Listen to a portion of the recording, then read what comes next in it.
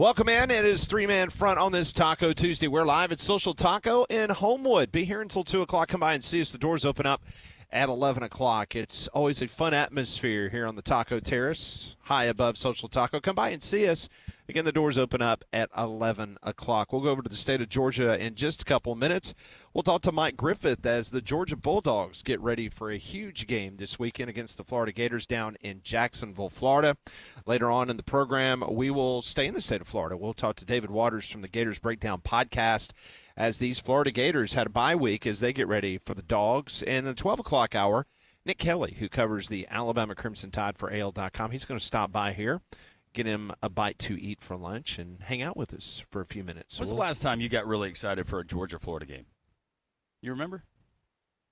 Has it been a while? I was looking at this earlier. It was probably the COVID year because that was the last time that Florida actually beat Georgia. It was back in 2020, 44-28. Because all these other games, you're talking about Georgia 42-7, Georgia 36-17. There was a close game in 19 and then upset in 20.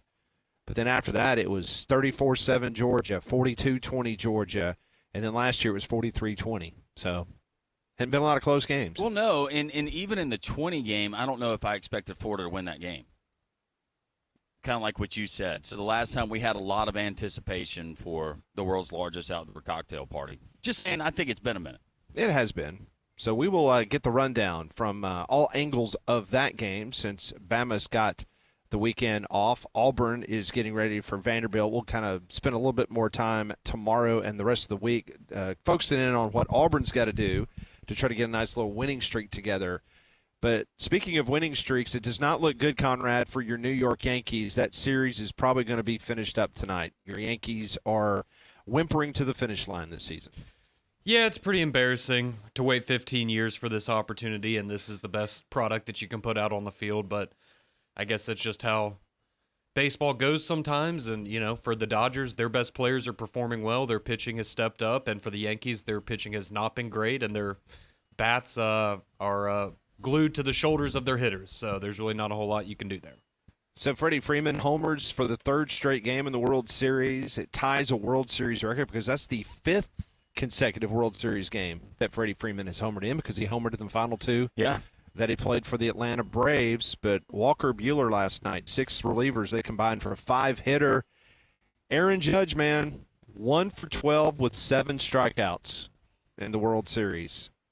And then don't forget about Juan Soto. This could be the final time that he suits up for the New York Yankees because he will be a free agent when the season officially comes to an end. No World Series that started 3-0 has even gone to a Game 5 since 1970. So most of the time when a team falls behind 3-0, it's pretty much Katie bar the door.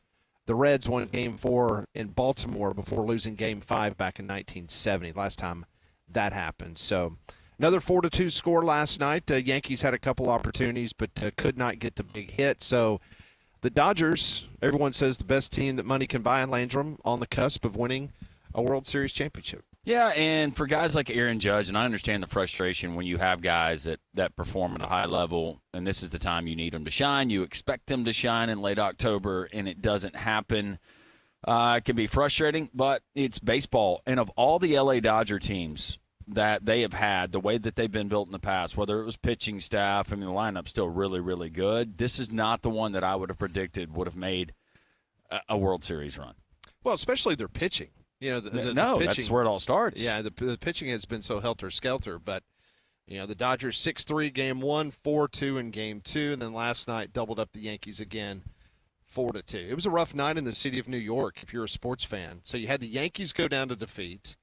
Then, of course, not many people had the Giants winning against the Steelers last night, but the Steelers, just a weird game, 26-18, the final score in that one. Daniel Jones now pretty much cementing himself as the quarterback. Remember, it used to be Kirk Cousins that couldn't win a game in prime time.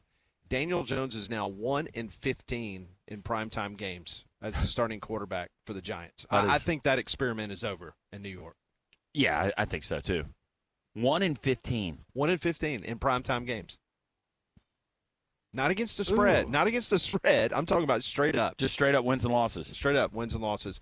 All right, joining us now on the Buyers Right Hotline, as he does each and every Tuesday, covers the Southeastern Conference for the AJC, DogNation.com. Mike Griffith joins us here on three-man front. Man, are you fired up, Mike, for this big rivalry game this weekend between the Dogs and those Florida Gators? I'm fired up for different reasons. I got a couple hot takes for you. I love hot takes. And I you know got what? You probably got those hot takes because you talked to Steve Spurrier yesterday. That's probably why. Well, I mean, I like talking to the old ball coach, but first of all, I proudly picked up Bo Nix in my fantasy football league, and Bo Nix is balling. He's balling, guys. Yes, he is. All those Bo Nix jokes and all that other junk we heard, this guy's a player. Congratulations, Bo Nix and Auburn fans that stood behind Bo Nix. Congratulations, Patrick Nix, Auburn hero, high school, great coach. Great times for Bo Nix. I like the Denver Broncos. They used to be my favorite team. I might start rooting for them again. I like Bo Nix. I'm all in. So there you go. That's one right. hot take. All right, what's number two? Here's the other hot take. You probably do, Kirby Smart had won 22 straight games when he had more than a week to prepare until he faced a man by the name of Kalen DeBoer. And DeBoer's got an off week, and they are going to beat LSU in 2 weeks. Okay. Yeah. I guess that's an expectation in Alabama. It'd be a hot take up here because everybody's like. Well, the hot take would have been beat the brakes off of LSU. Well, you know what? That's possible because that team was stunned what Elko did. And let me tell you, A&M is looking like the best team in the league right now. Well, Georgia doesn't got to play him for another 4 or 5 weeks, and Kirby will keep coaching him up. If Georgia survives the gauntlet of the Florida game, another team that I think is playing as well as most teams in the SEC with Lagway, because confidence is a dangerous thing. And Lagway looks like the real deal. Plus, he's got a Bentley SUV, and Carson Beck only has a Lamborghini SUV. So there you go. Their quarterback has a better ride. He's only a freshman. So speaking of Florida, Mike, given and you're plugged in down there, what is the status right now of Billy Napier? Is there a certain number, or do you right now believe that he's already done enough to survive this season? No, he hasn't done enough yet. They're still upset about the Tennessee loss. They're still upset. They're taken in a little bit by this Indiana coach. I think Lane Kiffin, the bloom's off that rose a little bit. You hear Lane out there. I don't want to say I feel sorry for Lane Kiffin. It's hard to make him a sympathetic figure, but he does bring up some good points. With a better red zone. I mean, Ole Miss really isn't that far away from being undefeated. And, here's a guy that had a lot of boosters that spend a ton of money. They spent more than Ole Miss money to get those guys they got. Let's face it. They broke the bank for Lane, and there was a lot of expectations. He loses a couple of really close games. Can't even catch a break and catch Georgia under the lights. He's going to get him an afternoon game. He knows that's bad news. The playoff system works against him. We heard him talking about that this week. He's right. He's right when he says that there's going to be teams that are in the top 12 rankings that aren't going to make the playoffs. His team probably one of them. And there is a big difference between the SEC and the Big Ten and versus the ACC and Big 12. And it is kind of silly that they're on equal footing. He makes a lot of good points, but he makes them because he sees himself on the outside in, and he's got to answer these boosters that came up with all this money, and it's going to be harder to ask for that money if you don't make the playoffs this year. So what you're hearing is Lane Kiffin feeling some pressure. Talking to Mike Griffith, joins us from the AJC, covers the SEC, also for DogNation.com. So let's stay there in regards to the college football playoff. Because, Mike, I'm starting to see some projections this week in which, for the most part, we were taking for granted that the SEC was going to get at least 4 in, maybe even 5 teams, the way it looked at the beginning of the season. Now, all of a sudden, all these teams are sitting there with almost the identical record after you get past the top 3. As of this moment, who do you think has the likelihood of maybe being that 4th team in contention? Because we all agree that it's going to be Georgia, Texas, and now it appears Texas A&M. It appears, yes. But let's see what Florida does. I'm not going to tell you that Florida can't beat Texas at Texas. Okay. I'm not going to tell you that. Lagway, I'm telling you, when you get a guy, When you get a guy like that, lightning in a bottle, and they got this running back, this 237-pound running back scored 5. I'm going to see. It probably wasn't the same Kentucky they beat that faced Georgia earlier this year with all their season hopes intact. But maybe I'm a sucker. I may be a sucker for Alabama, but I'm just not ready. I'm just not ready to count them out. If I close my eyes and imagine a Talladega scenario, Talladega, where the guy that's supposed to win always wins somehow, I feel like Alabama's going to be hosting a playoff game in Bryant-Denny Stadium. I just that scene I can't get it out of my mind. I feel like Alabama's going to be hosting some second-rate conference team from another league, maybe Indiana, right? The guy everybody thinks is so good. Maybe they get Indiana, or maybe they catch this watered-down version of Ohio State or this imposter Penn State. One of these teams they're going to catch in Tuscaloosa and beat the brakes off them. That's what I feel like. Now, who's out between Georgia, Texas, and Texas A&M? I'm not convinced Texas is going to make it. I am not a believer. They only beat Vanderbilt by 3 points, and unlike Alabama, they knew what they were getting into, and they still almost lost, right? So I'm not convinced that Texas is who we think they are yet. I do believe in A&M, and I do think Georgia finds a way.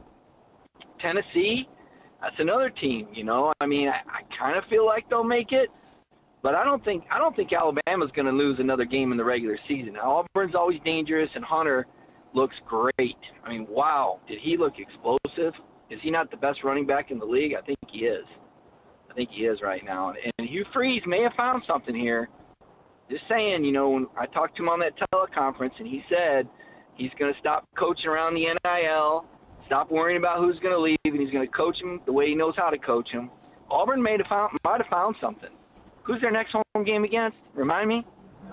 That'd be Vanderbilt. Yeah, Vandy. Yeah, they're going to beat Vanderbilt. They're going to beat the brakes off Vanderbilt. That deal's about done there. That whole deal. People are paying attention to what they're doing now. That little scheme they got, they run enough. There's enough film on that. And oh, by the way, Hugh Freeze knows a little bit about that style of football. So I think Auburn's going to win that game impressively. So there you go. I'm feeling the heart of Dixie is about ready to come to life with Bama and Auburn. Mike Griffith with his hot takes here on this Tuesday as we broadcast live from Social Taco. He joins us as Oliver gets to on the Buyers Right Hotline. Auburn's last opponent in Lexington, Mark Stoops. I don't know, was it just me looking at him on the sideline, besides his team just getting demoralized on the ground by Jarquez Hunter and his 278-yard performance? It just seems like, and I know he went through a tough week, but maybe this is it with NIL, some of the other things that he's been outspoken about. What is your gut telling you on Mark Stoops and his future there in Lexington? I think you're all over it. Look, do you know he's the longest tenured coach in college football to have never won a division? He never won a division. What's he been there, 12 years now? Yeah. Let's face it, they're not going to – it's a basketball school. It's got to be frustrating to know they're spending more money on basketball players than football players. It is what it is. He's a good football coach, but he just does not have the resources to do what he needs to do there. It's got to be frustrating. It's got to be taking a toll. And if you're Kentucky, I think he's one of the top, 10 highest paid coaches in the country. So you just can't justify. I don't know what his buyout is. Look, he's the winningest coach there of all time, whatever. Like he's Bear Bryant. He's not. But he's won more games than the Bear did. Yeah. He's a good football coach. And I think he would have been a good coach at A&M. I think Elko's better, but I think he's a good football coach. Sometimes it's just time for a change. Even Steve Spurrier only coached 12 years at Florida. It's just time for a change. It just is. Kentucky, they're just kind of stuck in the mud, and I don't know. They got to either decide to get serious about football or stop, pretending to be one of the two things. I don't know. But you're right. I think you nailed it. I think this is probably it for Stoops. He's, that loss at Florida was that's devastating. Lose by 4 touchdowns like that in a game you think you can win. It's tough. So I think you nailed it. I think the SEC this year is fascinating. I never dreamed that we would have all these storylines. As for Billy Napier, how many more games he's got to win? If he delivers a knockout he's going to beat Florida State, all right? And then he only needs one more to be bowl eligible. And if Lagway turns out to be the real deal, I don't know that you get rid of him. Honestly, I know it sounds crazy because of the way they started, but I think the team lost to, all 3 teams are in the top 10. and have a combined record of 21-2. And maybe Napier's found some momentum here. Maybe. I joke with Spurrier. I do that Spurrier Award every year, first-year Coach of the Year. I said, we might have to do a Billy Napier Comeback Coach of the Year award if this guy keeps his job. And he said, well, that'd be all right with me. I mean, and Spurrier's confident. When he came on my show last night, he said he felt like Florida had as much talent as Georgia. Now, I think he said that for effect. Yeah. I think he's trying to gas those guys up. But that's the vibe in Florida. They're starting to believe a little bit, and that could be an interesting game. Remember, Georgia is going to be without two of their starting defensive backs in the first half, and that has been a bit of an Achilles heel for Georgia, as Jalen Milroe and Ryan Williams showed everyone. Which, oh, by the way, Ryan Williams is on a milk cart somewhere. I mean, where did that guy go that I saw destroy Georgia? I mean, I know he's talented, but is he hitting a freshman wall or something? I don't know. Well, Mike, he needed rest. He was targeted 20 times in the Tennessee game. Needed a rest. He only got 8 targets this last week. He's splitting time with high school because he's only 17. Yeah, he's 17, Mike. I mean, is he only 17? I didn't know that. He's only 17? Yeah, he's 17. But, he should be a senior in high school, right? He'll be 17 for the next 3 years. Yeah.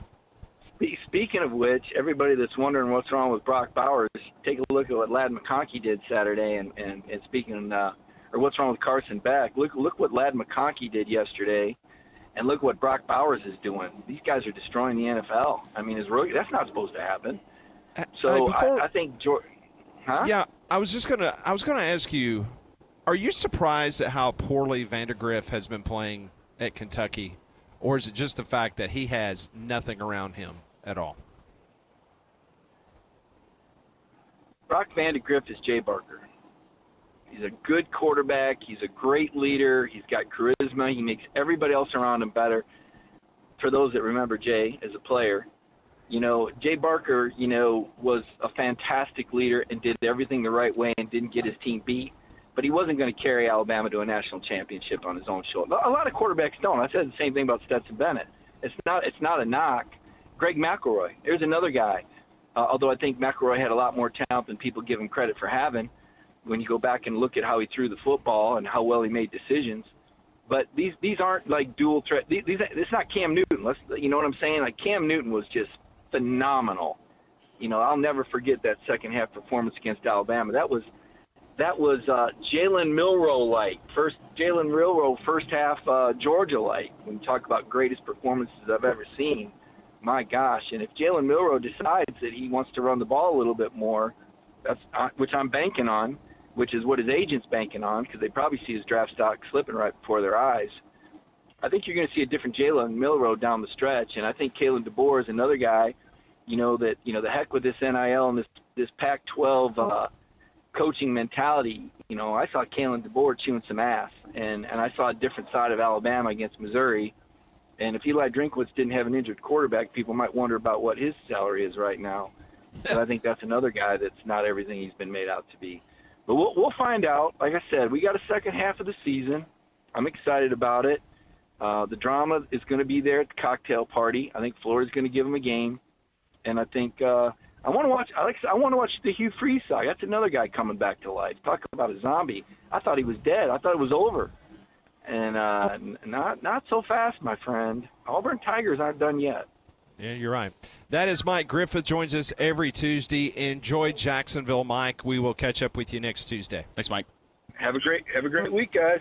Thank you. Appreciate it very much. That is Mike Griffith. He joined us on the Buyers Right Hotline for all your insurance, financial, and HR needs. It's Buyers Right Insurance, a Higginbotham partner. Well, from daily exercisers and youth athletes to elite professionals, UAB Sports and Exercise Medicine treats everyone with the same level of exceptional care with board-certified professionals, state-of-the-art imaging and injury prevention programs. Their comprehensive team is here to keep you in the game. Visit uabmedicine.org/sports or call 205-930-8339 to make an appointment. UAB Sports and Exercise Medicine, knowledge moving medicine forward. We'll unpack a little bit of what Mike Griffith had to say, including Alabama in the college football playoff. We'll get into that next on Three Man Front.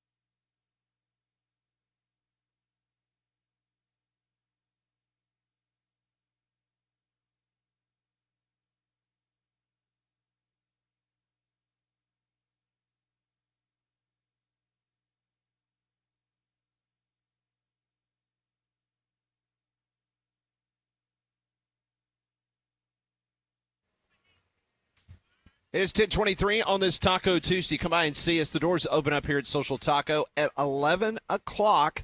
We'll be here until 2 o'clock in the Taco Terrace, located high atop Social Taco. Come by and see us. Social Taco, the best Mexican cuisine you're going to find anywhere. Metro Birmingham. You just heard from Mike Griffith from DogNation.com. Interesting. Said that he still likes Alabama making the college football playoff. So we'll wait to see, Conrad, if that really does take place. But interesting that his take is that Bama is not going anywhere. Well, if you need a place to watch the World Series tonight, why not head over to Twin Peaks and Hoover? Because if you're a Yankees fan like me, you can at least drown your sadness in some 29-degree man-sized drafts. They also have their new menu additions to offer, their new wing sauces, the new barbecue brisket flatbreads, the quesadilla tacos, a lot of wonderful options for you, and tons of TVs for all of your watching needs, whether it's MLB World Series, college football throughout the week, or the NFL on the weekends. You can head on over to our friends at Twin Peaks in Hoover. They also sponsor our daily three-man front Twitter poll question of the day. And today's question, we ask, as of right now, who deserves to be the SEC Coach of the Year? We gave you 4 options, even though 2 of them are just absolutely running away with it right now, unsurprisingly. So your choices are Clark Lee, Kirby Smart, Mike Elko, and Sam Pittman. And coming in last place, Kirby Smart with only 1% of the vote. Sam Pittman not far ahead of him, 5% of the vote. And it's neck and neck right now. Mike Elko of Texas A&M, he comes in second place with 45%. And then Clark Lee of Vanderbilt leading the way with 49% of the vote. That is amazing. And, listen, based on what Mike Griffith says, what happens if Vandy loses to Auburn this weekend? They've still got some other tough games left on their schedule the final few weeks of the season. What happens if Vandy, I don't know, do you think they're bowl eligible, Conrad, based on what they have left on their schedule? Or do you think the pedal is about to fall off the bulb here? I mean, I still lean towards them getting bowl eligible. I understand people are kind of, I guess, ready for the charade to end, if that's, maybe that's not the right way to put it. But, I mean, based on what we saw against Texas, and I understand you can look, Texas had a lot of penalties. They did some things to shoot themselves in the foot. But I think you have to give Vanderbilt credit, again, for being a difficult environment for a top 10 team to come and play against. I think we're going to learn a lot about them against Auburn this week, but I'm kind of like what Landrum said yesterday. It's like right now I don't see, or like Mike just said, I don't see an Auburn blowout on the schedule. It doesn't mean it can happen. It can't happen, but, I mean, this is a tough football team. They're not going to go down fighting. Well, I mean, you've got Auburn, then you've got South Carolina, LSU, and you finish against Tennessee. I mean, those are 4, and then not to mention the fact that you just got through playing, obviously, Texas. So, but you only got to get one of those games? I could see that. Yeah. So we'll see. But that's why I was just curious about, with this Clark Lee winning the vote total right now on our poll question, is that, how will that change people's opinion of Vanderbilt?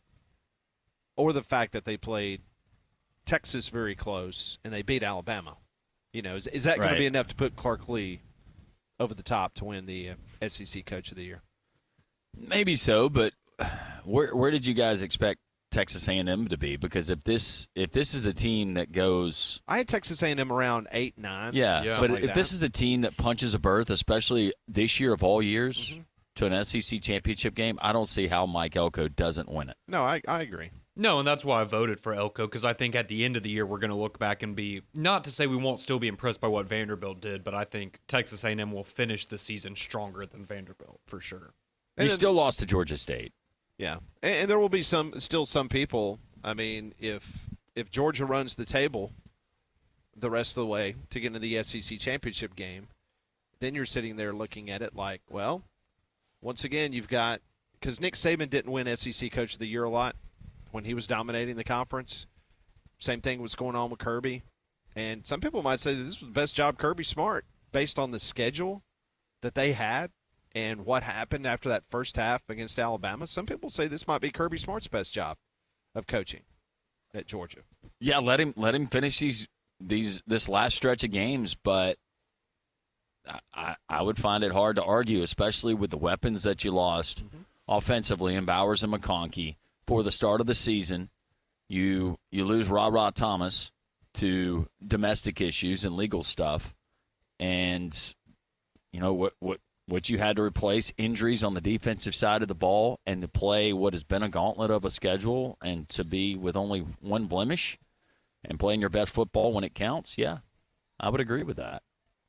So let's see what happens down the stretch for both Vandy and how it ends up for the Georgia Bulldogs. Most people believe that. I like how Mike is trying to make this a ball game this weekend.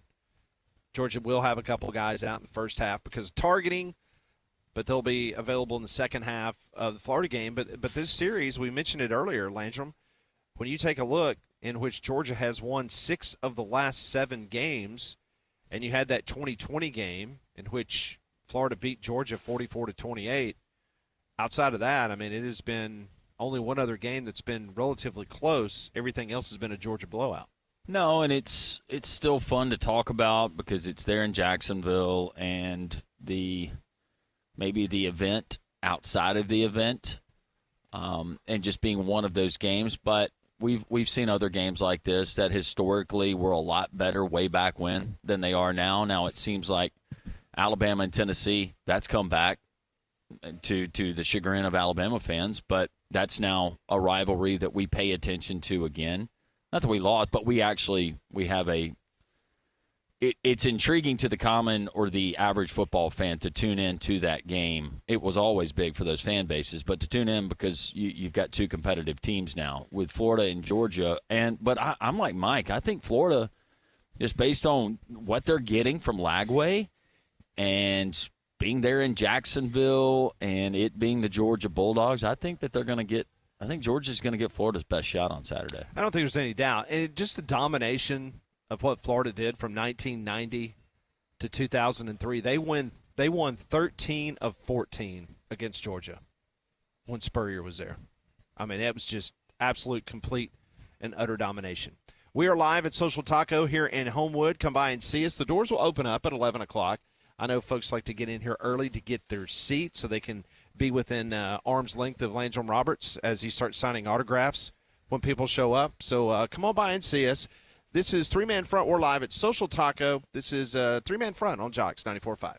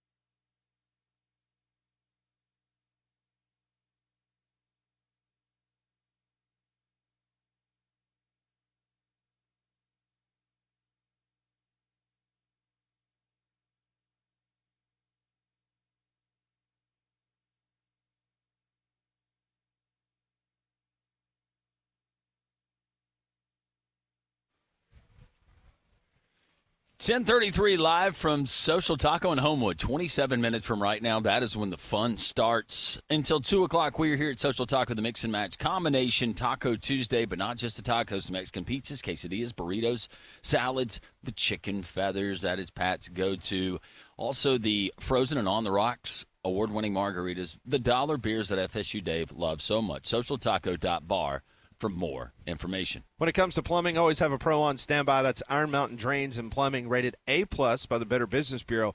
They're family-owned and operated. They handle everything: faucet repairs, water heater maintenance, commercial plumbing, sewer line repairs, and so much more. One call will do it all. It's family-owned and operated service, 205-516-4927. Always have a good plumber on standby. Call Iron Mountain Drains and Plumbing, 205-516-4927, or visit them online at ironmountainworld.com. It has not been a very good week, Landrum, for the Big 12. No.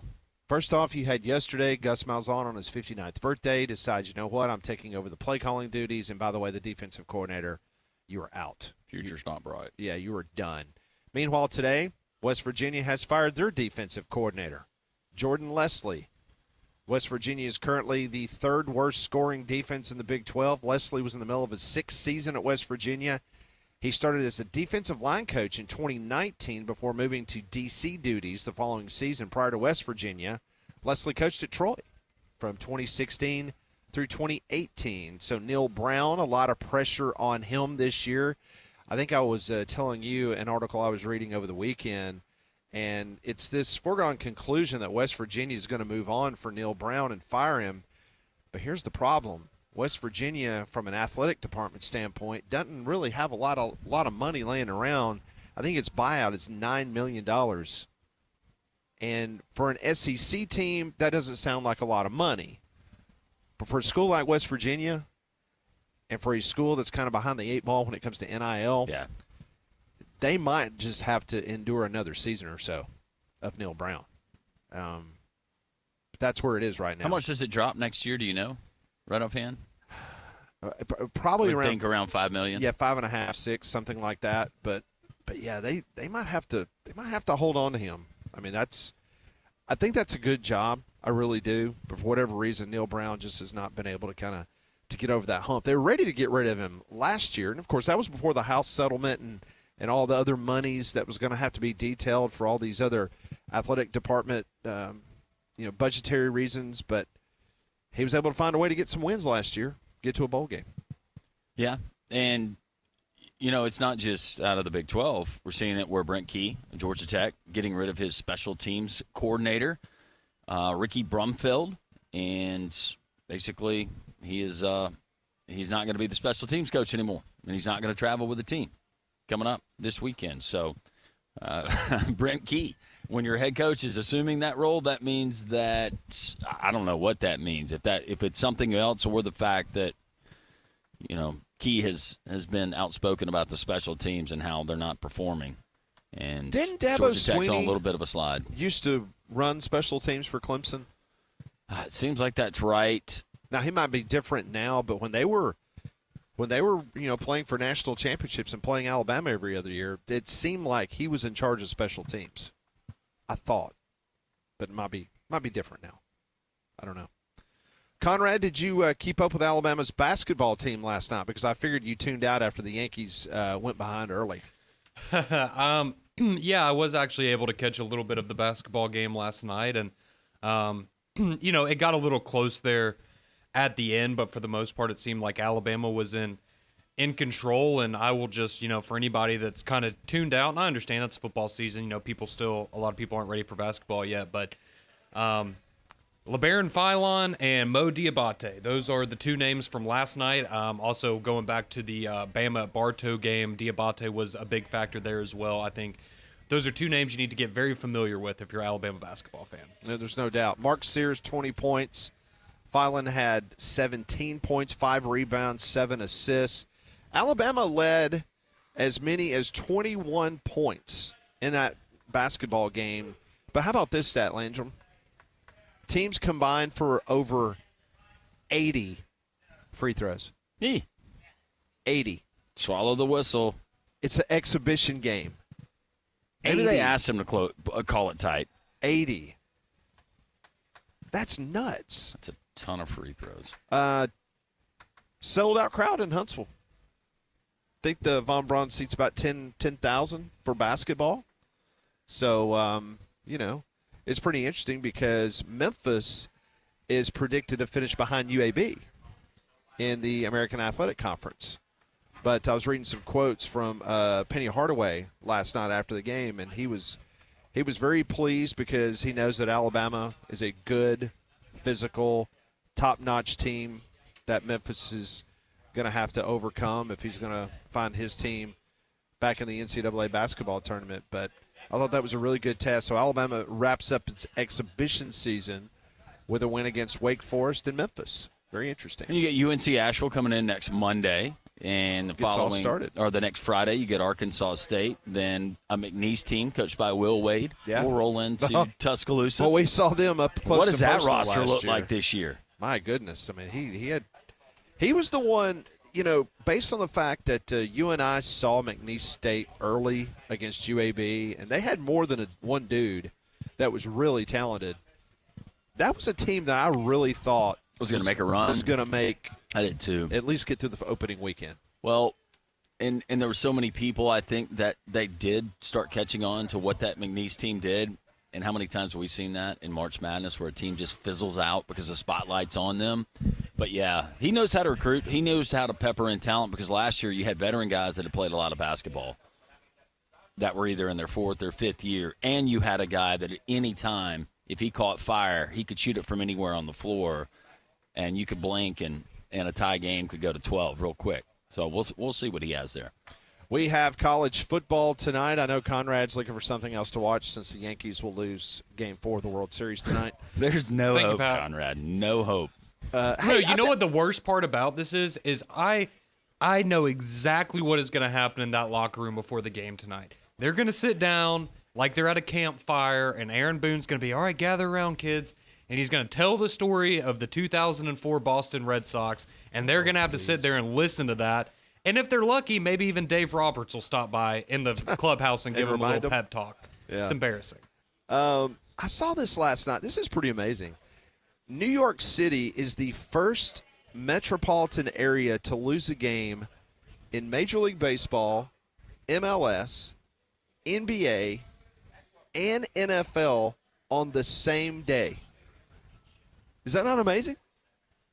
The first time ever that a major metropolitan area in the United States has lost a Major League Baseball, an MLS, NBA, and NFL game on the same day.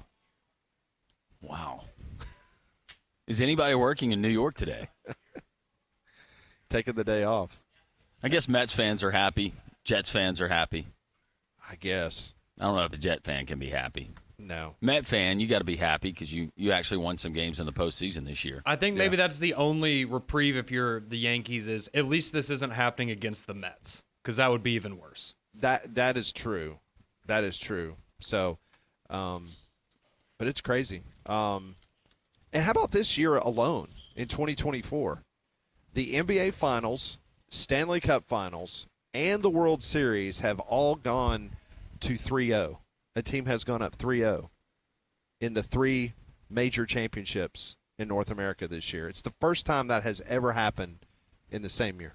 Well, if you have an older roof, we're thinking it may need to be replaced. Before you do that, you got to listen to this. Our friends at Roof Max of Hoover have a professional and affordable roof treatment scientifically proven to reduce the aging process of your asphalt roof. Roof Max resaturates your old, dirty, dry shingles with a natural bio-friendly treatment that can give you 5 more years of protection guaranteed. Get a free roof assessment from Roof Max of Hoover instead of paying the average cost of replacing a roof, $15,000 to $20,000, and coming out of pocket. You can pay pennies on the dollar with Roof Max and this affordable treatment plan to extend the life of your roof 5 extra years. Call or text them at 205-913-2243. That's 913-2243. Use promo code JOCKS for the 10% discount. Roof Max of Hoover, 205-913-2243. Make sure you tell them Landrum from 3-Man Front sent you. Folks are starting to come on in as the doors officially will be open by 11. But the mayor is here, and the mayor is already letting some people We got a newcomer here. That's right. He's wearing Canes gear. It is not Bama Hater. No, it is not. So, yeah, we've got We've got the mayor letting some folks in early to go ahead and get a seat. We've got PG. What? PG's got like a what? That's a lot going on. That is a lot of Florida stuff going on. A lot of Florida. Oh, mini mutts. So we're already talking trash about Georgia. I love it. All right. Well, that's the kind of fun you can have. Come by and see us. We're at Social Taco in Homewood. This is Jocks 94.5.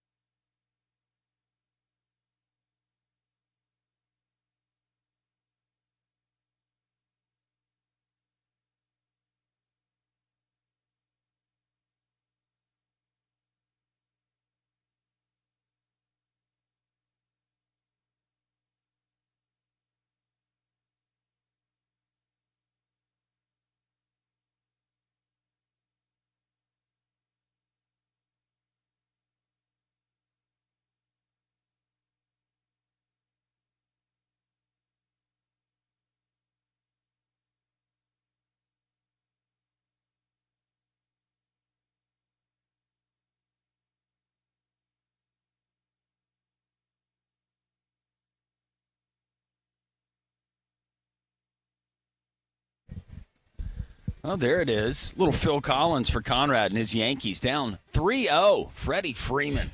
Another big night for F squared. Did I show you the text that Conrad sent me? No, you didn't. On Friday. And this was right after. It was angrier than the one I sent last night. Oh, but I can feel your pain, but that was his text. That came at 8:11 p.m. That was, I guess, shortly after. Well, he was pretty quick to the text string last night after Freddie went yard in that little short porch. Well, I only had to in wait right field. 5 minutes after the game started, Pat. Well, I know. That short porch. So, do you despise Freddie as much as I do now? Yes. Okay. Yes. It's a little bit of a different kind of hate. Hate is a hard word, but right No, now it's hate. For me, it's hate right now. Well, okay. Wow. Not him personally. You just hate him, the player. Correct. Okay. Think he's a good guy. Wow. Well, as we move further away from the hot weather, you know your HVAC system worked overtime this summer, so make sure you're prepared for the months and years ahead with a Train comfort system. Right now, Train's Unstoppable event offers you peace of mind with a 10-year warranty on parts and labor with select Train home comfort systems. To learn more, go and visit Train.com. Molly, does it make you feel good to know that the Nebraska-Ohio State game was seen by more people than any other football game over the weekend? Wow. A lot of people got to see Nebraska put up a better fight. So that's right. Good. 5.96 million viewers for Nebraska-Ohio State. It was the number one viewed college football game of the weekend. Missouri-Alabama came in at number 2, ahead of LSU Texas A&M. Ooh. Is that not crazy? That is crazy. 5.5 million watched Missouri and Alabama. LSU Texas A&M 5.1 million. Penn State and Wisconsin over on NBC had a 3.5 million. Notre Dame Navy 2.8 million. Got to hear Greg McElroy on that game. Illinois Oregon, that was 2.7 million. Got to hear Nestler and Gary Danielson. Oklahoma Ole Miss on ESPN 2.6 million. Texas Tech TCU on Fox was 2.4 million. Really, 2.4 watching Texas Tech and TCU? Yeah. Okay. Whatever. So, yeah. Poor Gary. Maybe they lost their remote. They couldn't change the channel. But that Oregon-Illinois game, that was on one of my auxiliary screens, and Well, that was fun for about 6 minutes. That's what I was about to say. It got stupid real early. But, I mean, I caught most of all the Nebraska-Ohio State game. I was invested. Yeah, I watched because we had family that live in Bloomington. They were here, so we went to Rambler Sports Bar and Grill, had lunch, an early lunch. Then we went and watched all of the second half there with IU in that game, and then we flipped it over because we're sitting there and watching, and we were at her parents' house, and then we flipped over to watch Nebraska, and of course they were all dialed in, being Big Ten folks, to see if Ohio State was going to get upset. But yeah, it was a fun day of football, even though there weren't some of the matchups weren't all that great. All in all, I thought it was a pretty fun day. I can't think of many, unless your team loses, but I can't think of many days where we've just had kind of a plain Jane college football slate. No, I agree. I mean, it's been spread out pretty nicely, especially from a national perspective. And this week we got Ohio State and Penn State. How about both College Game Day and Fox Big Noon Kickoff will both be in Happy Valley for that game between those two teams. Just to show you, though, just the dominance of the NFL. So over the weekend, Nebraska-Ohio State was the number one game in college football, right at 6 million viewers. Would you like to take a guess at what the Dallas-San Francisco game did on Sunday Night Football? Dallas-San Francisco, that hit 10 million. 10 million. What do you say, Conrad? 14. 14 million. Molly, what do you say? NFL game, Sunday Night Football, Dallas at San Francisco. 20. 24 million people. Wow. Oh, wow. Tuned in on Sunday night. Almost, 4.5 times more people nationally watch the NFL on Sunday than they did college football on Saturday. And I probably should have gone higher based on that number, but those are two brands, and that's a matchup that if you go back decades, we've had some really good games there, so maybe it shouldn't surprise me that much. I don't know, though. 24 million, that seems like a lot. 24 million. That is a big number for Sunday night. Also saw where the World Series, not having quite the numbers that they thought, still strong, but they said that the ratings in Japan is off the charts. Yeah. For obvious Wonder reasons. why. Yeah. For Ohtani. So. I was thinking it was the pitcher for the Yankees. No, they're big Freddie Freeman fans in Japan. Are they? You see him wearing the sling before the game yesterday? Feel like maybe he's misleading some wagers. You think so? Perhaps. I'm just saying maybe there should be an investigation that should take place before the game tonight. Right now. Let's check the what is the oh, by the way, I'm sorry, Conrad.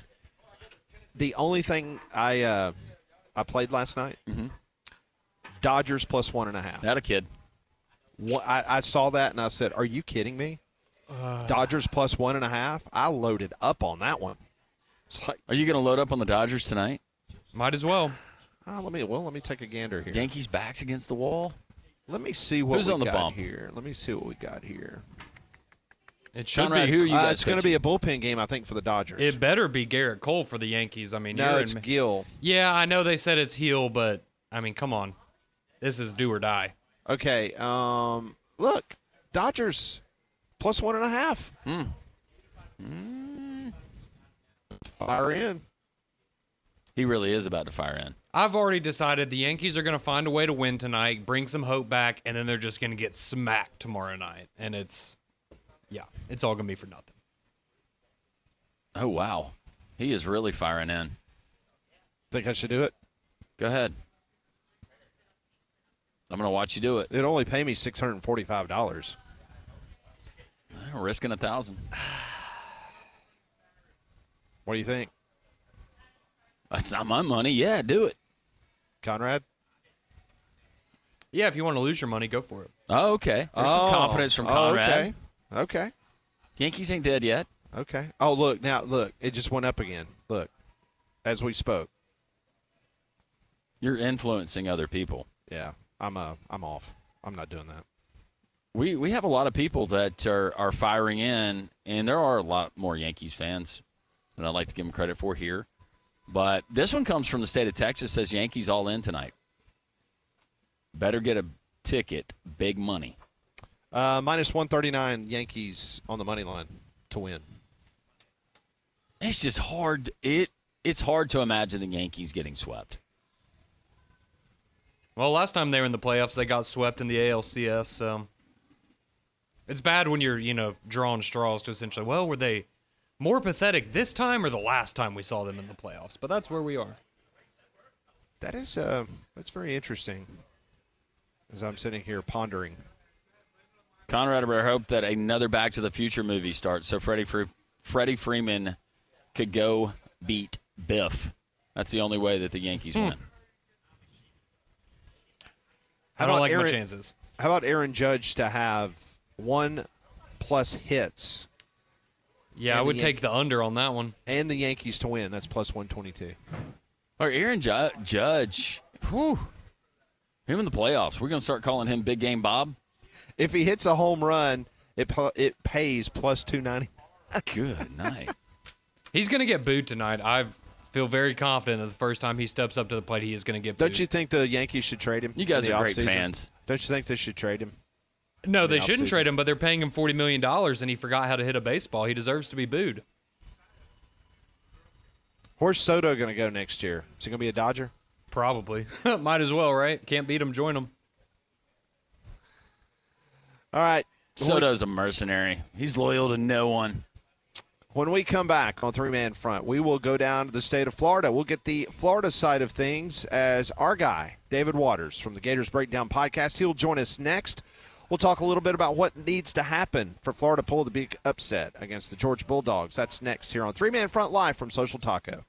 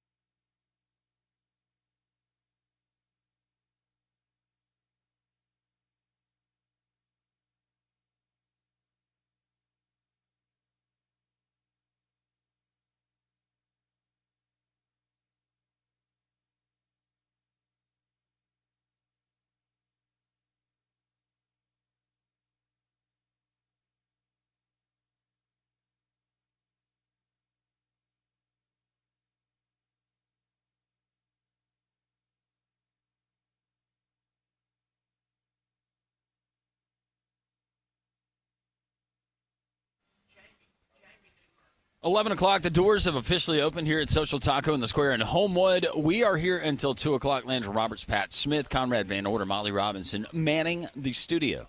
They're at Jocks 94.5. We've got PG, Pelham Gator, Don, the mayor of this get-together every single Tuesday. He is here. Miami Dave joining us for the first time. You can join us as well. We're right next to City Hall. And not only until 2 o'clock, the Mix and Match happy hour from 3 to 6, Monday through Friday. You can enjoy it there on the patio. Very nice weather before it turns cold. Enjoy some more patio weather and some sunshine. Join us here at Social Taco. Well, when it comes to your technology, don't settle for anything less than a winning team. How about Evolve IT? At Evolve IT, they're your MVPs for all things tech like network management, cybersecurity, and keeping your business systems running smoothly. No fumbles, no downtime, just expert support right here in Birmingham. They're local, so 365, 24/7. If something goes bump in the night with your IT, with your company, you got to get your company up and running. You're going to call a human being. That human being's going to answer the phone, and they're going to take care of you right away. Evolve IT. Find them online at evolvebhm.com. That's evolvebhm.com, or you can call right now 205-749-8970, Evolve IT. Joining us now on the Buyers Right Hotline, Gators Breakdown podcast host David Waters joins us here on Three Man Front. David, last time we talked to you, I guess about a month ago, things did not look very good for this Florida Gator football team, but based on what we're seeing, and we're 30,000 foot above of where you are on the ground, it appears that things seem to be getting better. Is there an opportunity here for maybe not even an upset this weekend, but if Florida continues to play well, is there a life preserver for Billy Napier? I think to totally get the hot seat talk away, you got to win this one, especially with the rest of the schedule too. But certainly Florida is playing better. Now, what that equals moving forward with Georgia, Texas, LSU, Ole Miss, Florida State coming up, we'll see. But Florida is playing better football, but the schedule just kind of may hold that at bay a little bit. But it's certainly an opportunity on Saturday for Billy Napier. Still looking for that signature win. And when you look at it, it's a task that is pretty tough. He's only got 3 wins over teams that finished the season with a winning record. So when you look at the schedule that's coming up, you try to look and see where Florida might can get it, and maybe Georgia and Texas.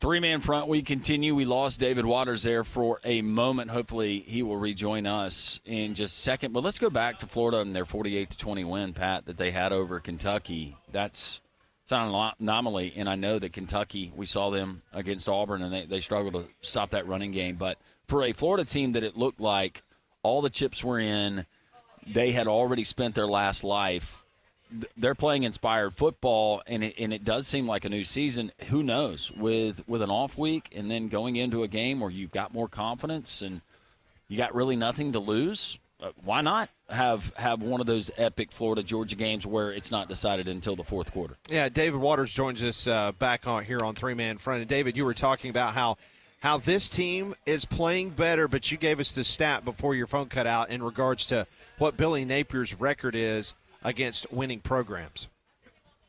Yeah, he's only got 3 wins against teams that finished the season with a winning record. That's Utah the first season, South Carolina the first season, and Tennessee last year.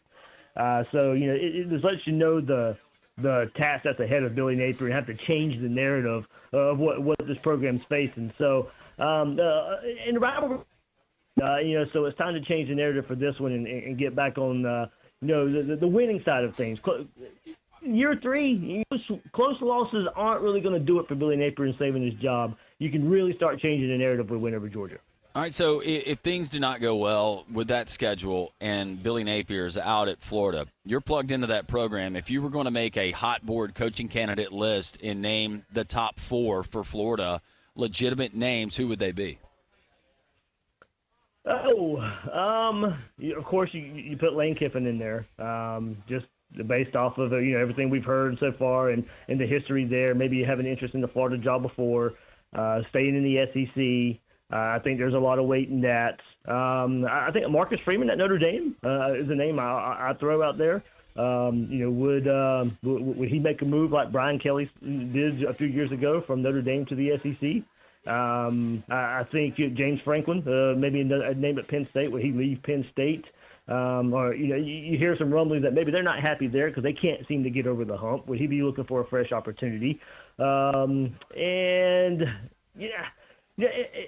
It's tough because you hate to just name head coaches. I think that's where Florida would go, but whatever, and a hot assistant name out there as well. Would Glenn Schumann at Georgia be interested in leaving the defensive coordinator job? Would Florida go that route? Would Florida go an up-and-comer route? Signetti at Indiana, of course, the head coach there, his name gets thrown around a bit too. Would Florida go after him after 1 year of success at Indiana?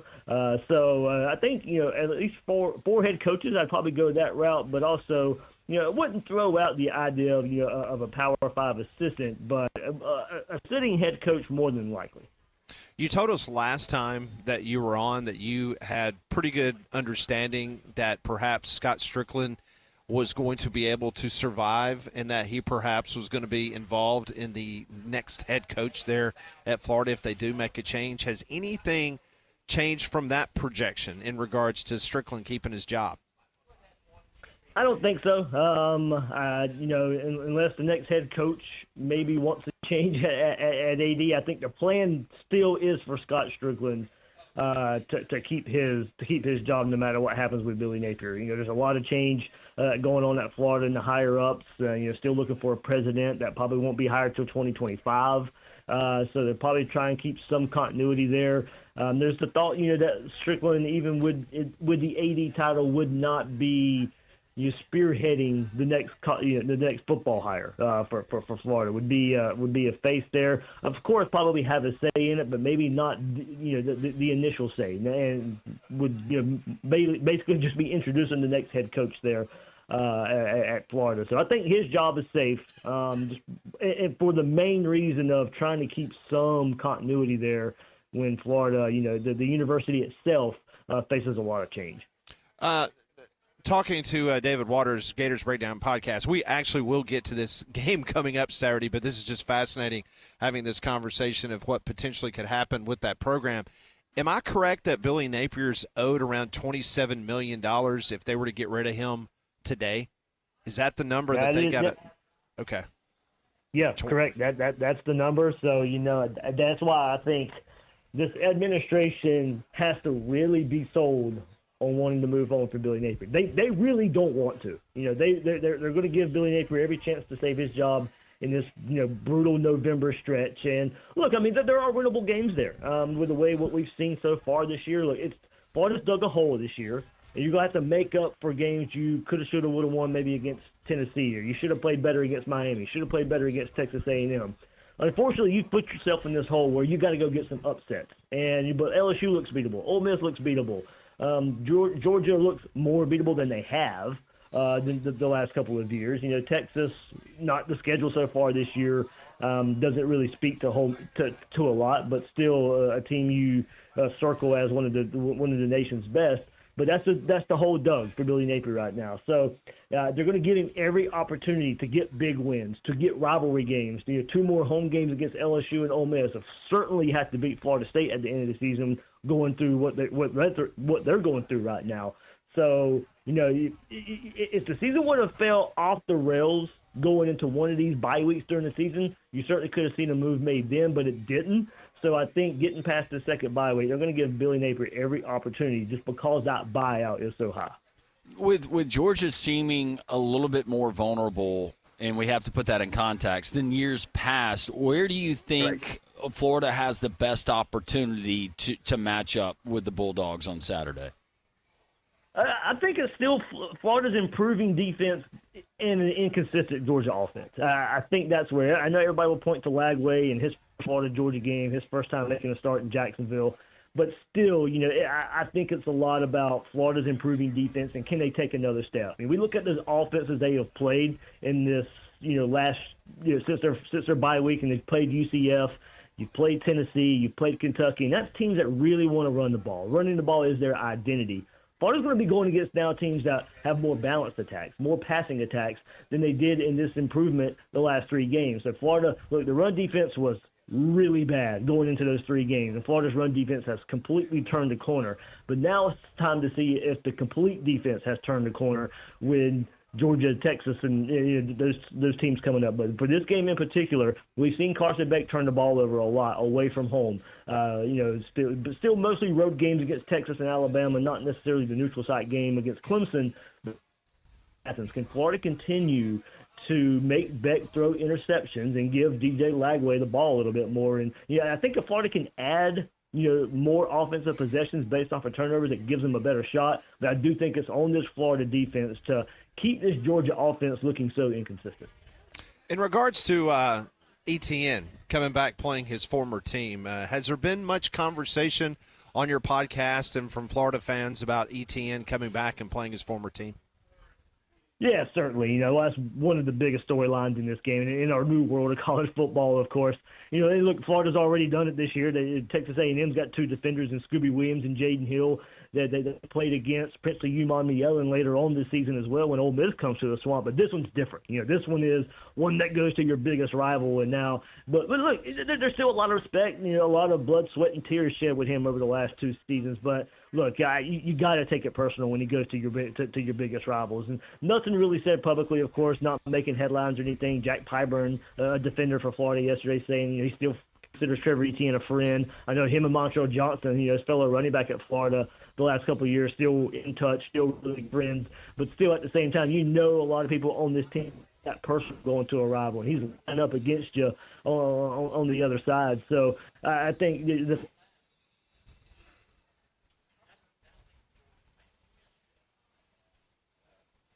I think we might have lost David again. We will try to catch up with David again as his cell phone went out there. He's located right outside of Jacksonville, Florida, so might be some bad weather going on. How about in this? The Florida Panhandle. You think about the state of Florida and all the teams in it. How about Florida is still the second best team in that state right now, behind Miami? Amazing. And listen, I mean, you heard Mike Griffith last hour talking about the situation with Lagway kind of scares him, in regards to what he potentially could do against a susceptible Georgia secondary. So we'll see what happens in regards to that. But very interesting. Let's try to wrap up with David Waters quickly here as we got David back on 3-man front. So, David, kind of play this out for us. How do you think this will play out on Saturday there in Jacksonville in regards to this matchup between these two rivals that just do not like each other? Yeah, like I said, I think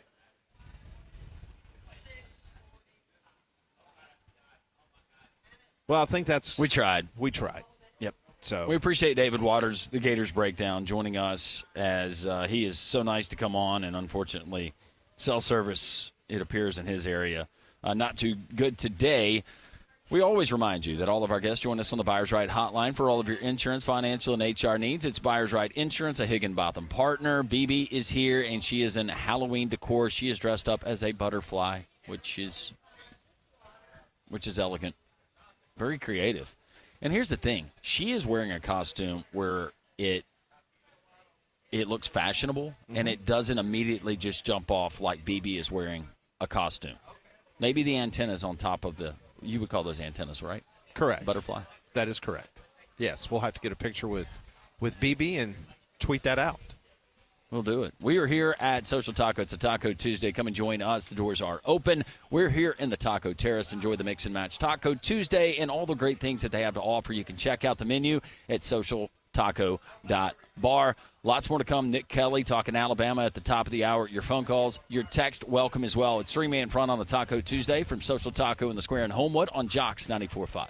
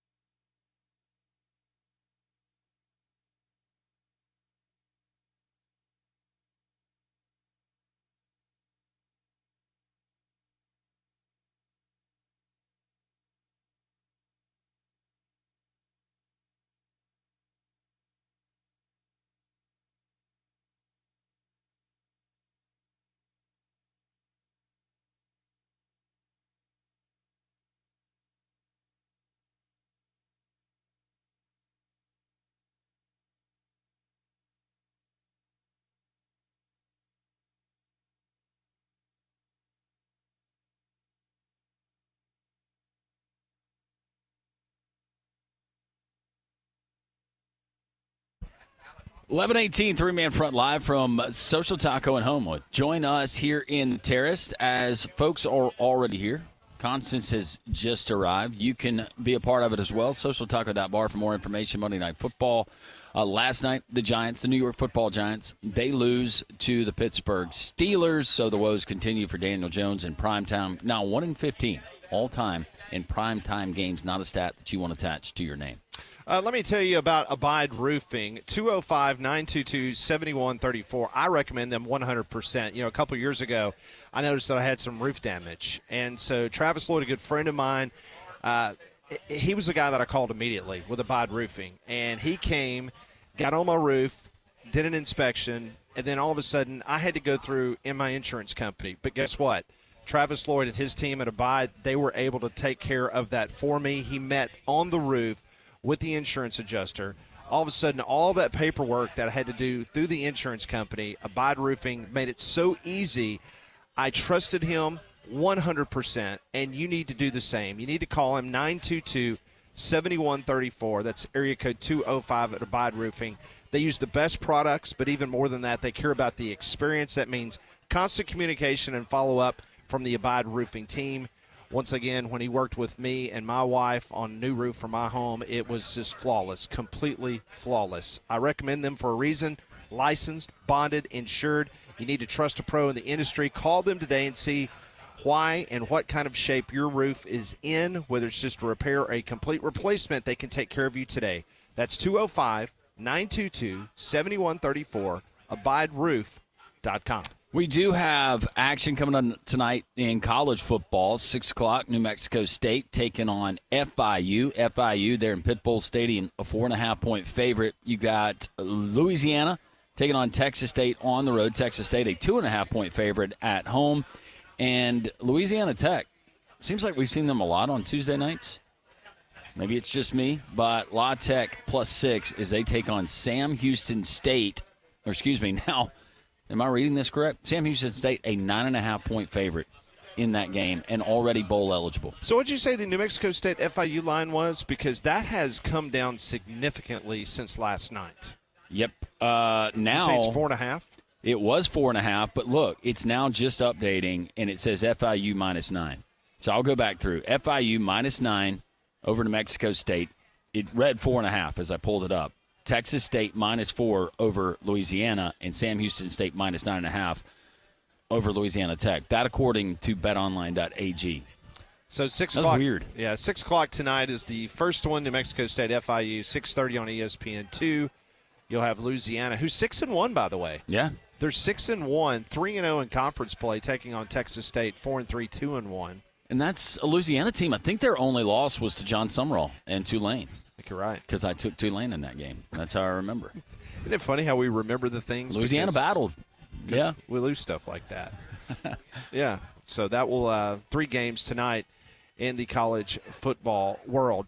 So you heard Mike Griffith in hour number 1. If you missed that, you need to go back and listen to the Three-Man Front podcast because he still believes that Alabama is going to be one of these college football playoff teams. He thinks that they're going to end up having an opportunity to host a playoff game. Listen to what Mike Griffith had to say about the Alabama Crimson Tide's future. Maybe I'm a sucker. I may be a sucker for Alabama. I'm just not ready to count them out. I feel like Alabama's going to be hosting a playoff game. I can't get it out of my mind. Alabama's going to be hosting some second-rate conference team from another league, maybe Indiana, or maybe they catch this watered-down version of Ohio State or this imposter Penn State. One of these teams, they're going to catch in Tuscaloosa and beat the brakes off them. Now, who is out between Georgia, Texas, and Texas A&M? I'm not convinced Texas is going to make it. I am not a believer. They only beat Vanderbilt by 3 points, and unlike Alabama, they knew what they were getting into, and they still almost lost. So I'm not convinced that Texas is who we think they are yet. I do believe in A&M, and I do think Georgia finds a way. Tennessee, that's another team. I mean, I kind of feel like they'll make it, but I don't think Alabama's going to lose another game in the regular season. Well, I will disagree. You know, he mentioned in Indiana. If I'm an Alabama fan, I would rather host Penn State than an Indiana team. Number one, I agree with that. Kurt Cignetti, his team has absolutely assumed his personality, and they all believe and they play for one another, and they're fun to watch. And I realize they don't have the most impressive schedule, but they're winning their games and they're thumping people. But do we have to go through the role of how many big games that James Franklin has failed in as a head coach? It's been especially there at Penn State. Been plenty.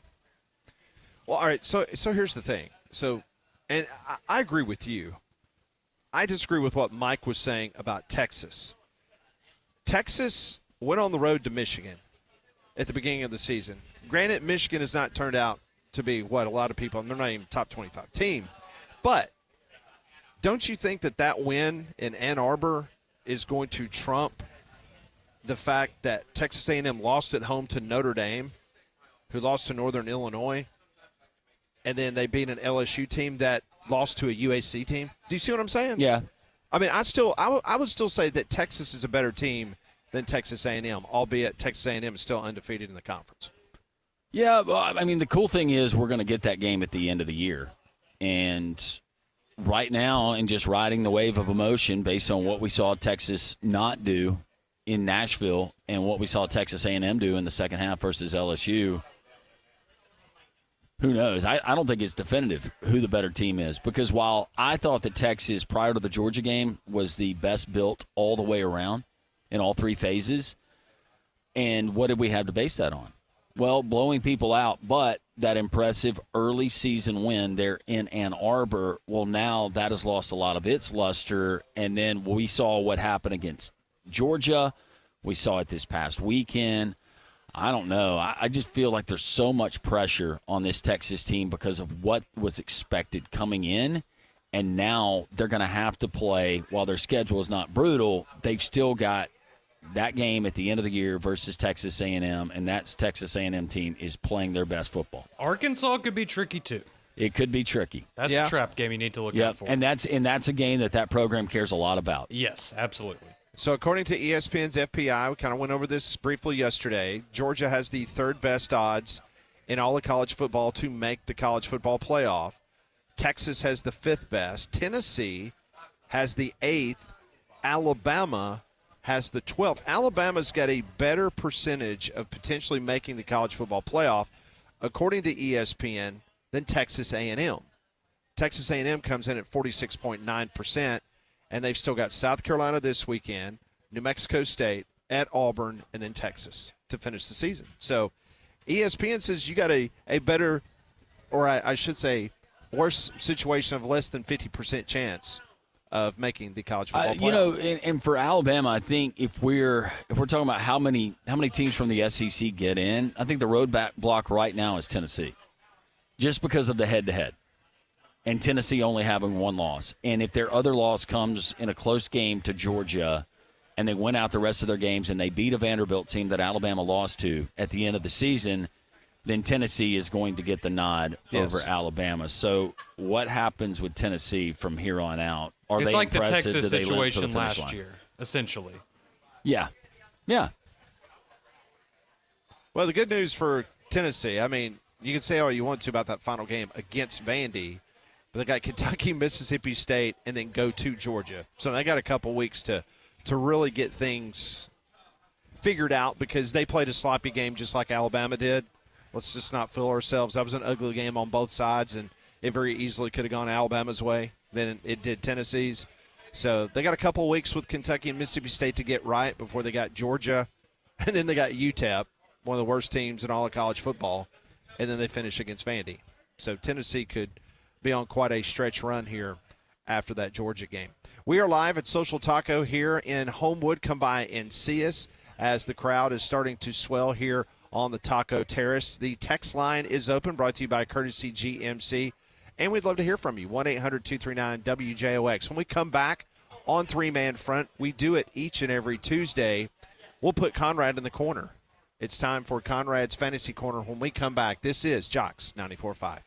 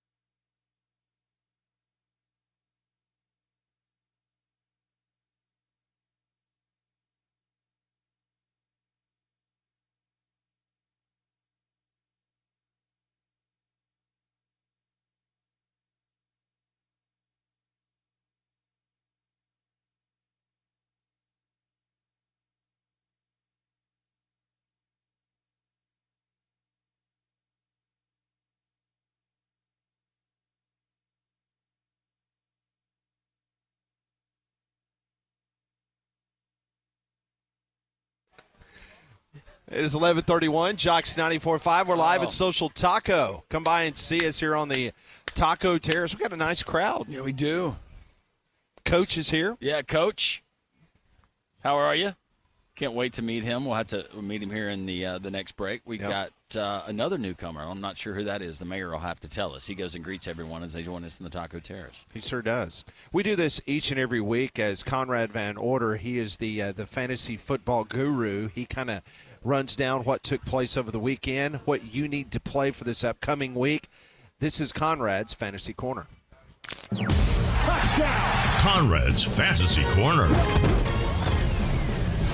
All right, we are back with another week of fantasy football advice from yours truly, and I hope you listened to me last week because I gave out some good players who By the way, Bo Nix had some big weeks. Huge. Bo he was Nix, huge for Mike Griffith. He was huge for me.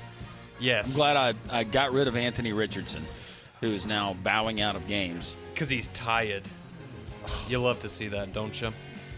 But yeah, we'll get to some of those players that you should have picked up last week because a lot of them still available this week if you didn't heed my advice. But we'll start off with a recap as we had a little Jocks on Jocks action in our Soho Football League last week.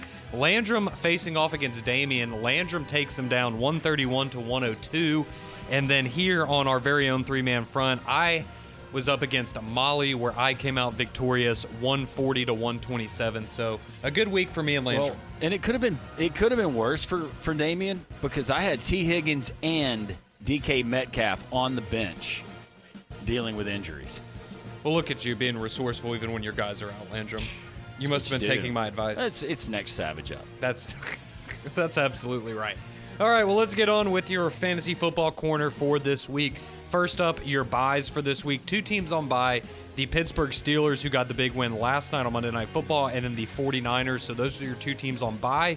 Your top scorers for the last week, you have CeeDee Lamb, the receiver for the Cowboys, coming in at number 1. He had 39.6 fantasy points. Jalen Hurts of the Philadelphia Eagles quarterback, 35.1 points. And Bo Nix, the former Auburn Tiger and now Denver Broncos starting quarterback, 29.7 fantasy points. He continues to get better week by week. And if you are like Landrum and you need a quarterback, definitely recommend picking him up. He's still available in over 50% of leagues. All right, let's get to the big injury news that you need to know for this week around the NFL. So we'll start off with Christian McCaffrey. As I said, the 49ers are on bye this week. But next week, it looks like we are finally going to get the return of Christian McCaffrey. So a big sigh of relief to a lot of fantasy owners out there. Christian McCaffrey is about to come back. Hey, hold on a second. Was it Molly that has Christian McCaffrey? She does. Yes. Okay. Yes, she does. But some players that you need to keep an eye on for this coming weekend. We have Deontay Johnson of the Panthers. He's been really good for them, actually, despite the bad quarterback play. He's questionable. He was held out this past weekend. Hopefully he's coming back this weekend, but he is still listed as questionable there. T. Higgins, as Landrum mentioned, was out this past week, and he is still questionable to return to the Bengals this weekend, so might be 2 weeks without T. Higgins. For the Dallas Cowboys, Rico Dowdle, who had been their number one running back, Ezekiel Elliott kind of filling in that role now. He missed this past weekend against the 49ers. He's still listed as questionable, but certainly a valuable player there on your rosters if he comes back healthy. You have Jordan Love, the quarterback for the Packers. He had to leave the game against the Jaguars with a groin injury. He is currently still listed as day-to-day. But I will say Malik Willis looked pretty good coming in and securing that win for the Packers on Sunday. Bad news for the Texans, as it looks like Stephon Diggs had a knee injury on Sunday. Looks like it may be a torn ACL, and he will be out for the remainder of the year. So that would be bad news for the Texans because Nico Collins is still out, but he is expected to return not this coming weekend, but next week. So one more game out for Nico Collins, and then he should be back. Brian Thomas Jr., the rookie from LSU, has been fantastic for the Jaguars as at the receiver position this year. He's questionable, currently listed as day-to-day heading into the weekend, as well as Travis Etienne, who's missed the last couple of games. He's been banged up. He's expected to come back this weekend, but again, Tank Bigsby has done a good job in his absence, so that might be Travis Etienne, no guarantee that he's going to get the starting role back. Isaiah Pacheco, the running back for the Chiefs, he is finally slated to return from injured reserve this week. But again, Kareem Hunt been doing a pretty nice job in his absence as well. So keep an eye on Isaiah Pacheco. You also have TJ Hawkinson, the tight end for the Minnesota Vikings. He's questionable for this upcoming weekend. Derek Carr, now not necessarily saying you should play Derek Carr, but if you have Chris Olave or somebody else there on the Saints offense, he's expected to come back, so that should help a little bit. Drake May, he had to leave the Patriots win over the Jets, but he had a rushing touchdown early in that game, and he has been really, really good since taking over the starting job 3 weeks ago. So if he's healthy, Drake May, another player that I'll bring up in just a moment, but he is questionable for this week. Mike Evans, he was hurt a couple of weeks ago for the Buccaneers. We know Chris Godwin's going to miss the rest of the year.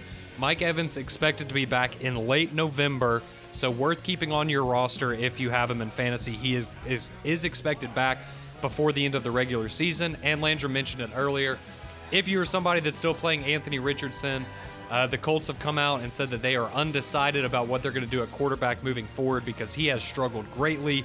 And again, as Landrum said, he had to take himself out of the game on Sunday because he was tired. So doesn't bode well moving forward. I don't know if I've ever seen a quarterback tap out. Nope, never you know heard what I'm that saying? one. It was crazy. Not a good look. I was running around. I'm tired. Yeah, not a good look there for Anthony Richardson or the Colts. All right, now for some players that you should consider picking up off the waiver wires tonight heading into tomorrow. Again, I mentioned him earlier, but Bo Nix has been excellent for the Broncos as of late. Definitely worth putting on your bench at the very least. Drake May, if he comes back healthy, definitely worth an addition as well. And then if you want a quarterback that's not a rookie, Jameis Winston played pretty well against the Ravens in that win. He had a couple of passes that probably should have been intercepted, but ultimately weren't. But he had a big day for the Browns, so Jameis Winston may be worth a look there as well. At the running back spot, a little bit of slim pickings at this point in the season, but Tyrone Tracy had the big 45-yard touchdown run for the Giants last night. He's definitely worth an addition there. And then Ray Davis for the Buffalo Bills had a big game 2 weeks ago.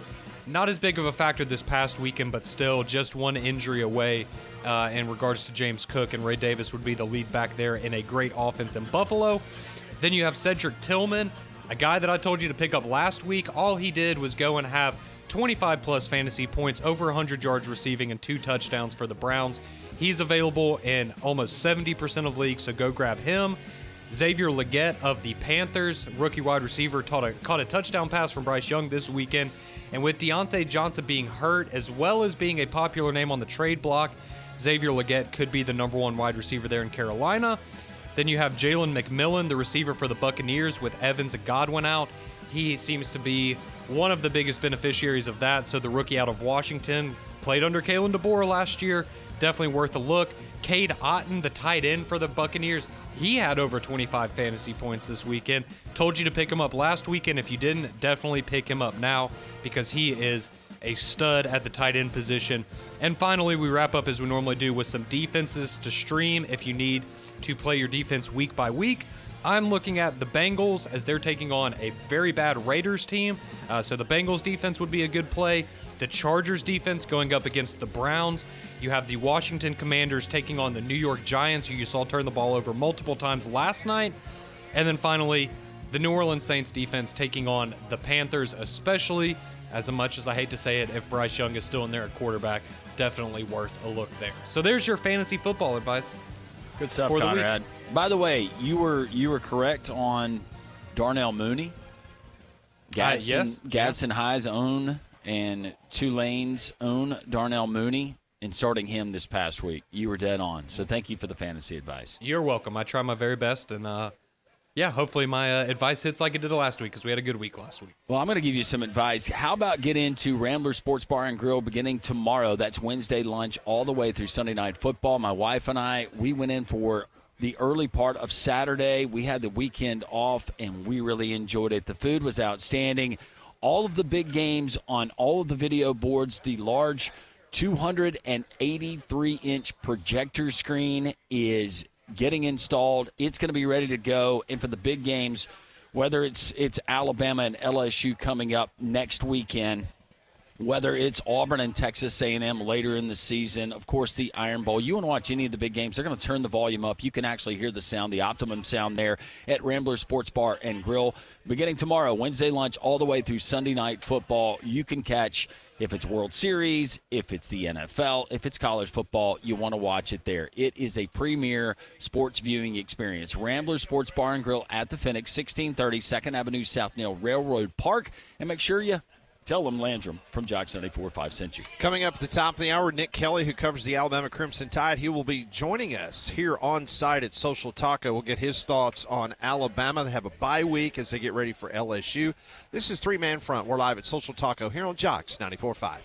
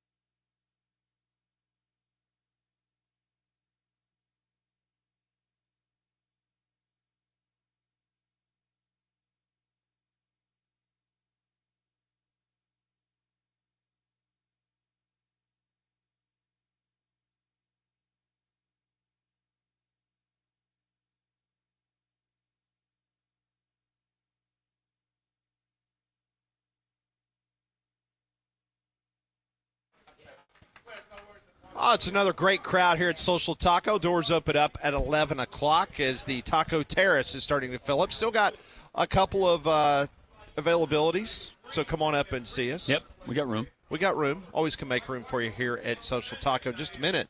We're going to get into what's going on with Lane Kiffin. He was a little bit upset yesterday in regards to SEC football schedule. We'll get into that momentarily. Well, if you're looking for an outfit for any of the upcoming games, you need to check out the Pants Store. They have a huge selection of all things game day clothing, shoes, and accessories.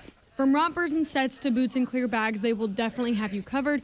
And don't forget to get a game day outfit for your husband or for your boyfriend as well. The Pants Store, they have a game day outfit for the entire family. So shop online at pantstore.com or in store at one of their 6 locations in Alabama. All right, so yesterday Lane Kiffin got behind the podium, and he was asked a question about playing some night games, something that Ole Miss appears not going to have very many of this year. Is there any advantage at all to playing day to night kickoffs? Yeah, I mean, I think that's proven over time in NFL and college. Playing at night in electric atmospheres is a home field advantage, and tough when you got to do that as a opposing team. So that's been proven for a long time. And so who won at night? LSU gets to play at night again, I guess. Shocker. So that's 2 for 2 for them. It is an advantage. I feel bad for our fans, not have one night conference game. It's really unfortunate for them, and whatever. It's just really disappointing, but it is what it is. Lane Kiffin not very happy taking a shot at LSU, having 2 of their biggest games of the year, of course, being played at night at Tiger Stadium. Well, and I understand where he's coming from, but if you're a network, would you rather show a game at night at Tiger Stadium or a game at night at Vaught Hemingway? And the last time I checked, I remember at least one game being at night in Ole Miss in Georgia. It hasn't mattered if you played that game at 8 a.m. in a parking lot or you played it at 8 p.m. in Oxford or in Athens. Georgia has dominated that Ole Miss team. But that was kind of my thing with Ole Miss for the fans. Well, I was just about to say, if you are mad about it, well, you should have won all your games, and you don't think that Georgia game would have been a night game? Yeah, had you not lost in the early game to Kentucky, probably would have helped. Now, another night game that you had to play in Tiger Stadium, and maybe that's where he's a little bit chafed, is a game that you're still in the college football playoff conversation if you win that game. And maybe they still are. They have an outside chance. I got a feeling that Lane Kiffin, we're going to hear more of this from Lane as the season wears on. So last year, Ole Miss played 3 conference games at night. 3. He played LSU at 5 o'clock on September 30th. Oh, that's evening, Pat. That's okay. Late evening. Well, then the very next week, he played Arkansas at night at Vaught Hemingway. And then he played Vanderbilt on October the 28th at 6:30 at Vaught Hemingway. So he had 3 conference games last year at night at Vaught Hemingway. So just the way it worked out. And hey, listen, I mean, I hate to tell Lane and anybody else, but those big checks that these schools get when they go to Destin, and these big checks that Lane Kiffin gets for not winning any football games or winning any championships at Ole Miss, but he still gets paid $9 million a year. Right. How do you think he gets paid that much money? Pat. It's because of the television ratings and what garners the largest television audiences. Okay, now granted, Ole Miss and Georgia, that is going to be a very well-viewed game, no doubt about it. Sure. Okay, but at the end of the day, like Landrum just said, if you're a television executive and the history of a night game at LSU in Baton Rouge, come on. I mean, that is going to trump something that's going to happen at 60,000-seat Vaught Hemingway Stadium. It just is.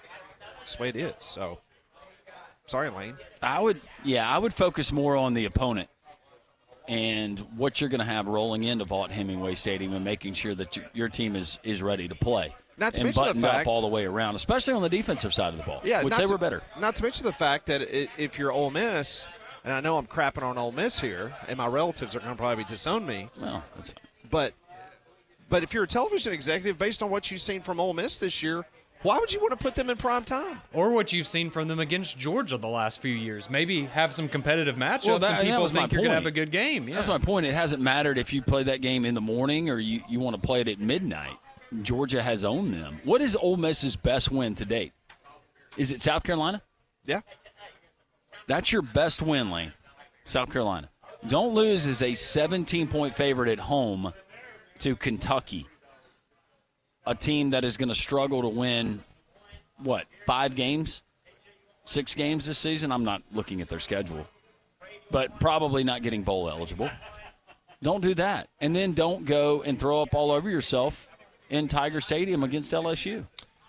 Last year was 52-17. Yeah, that was fun, wasn't it? Yeah, 52-17. It was 28-14 at halftime.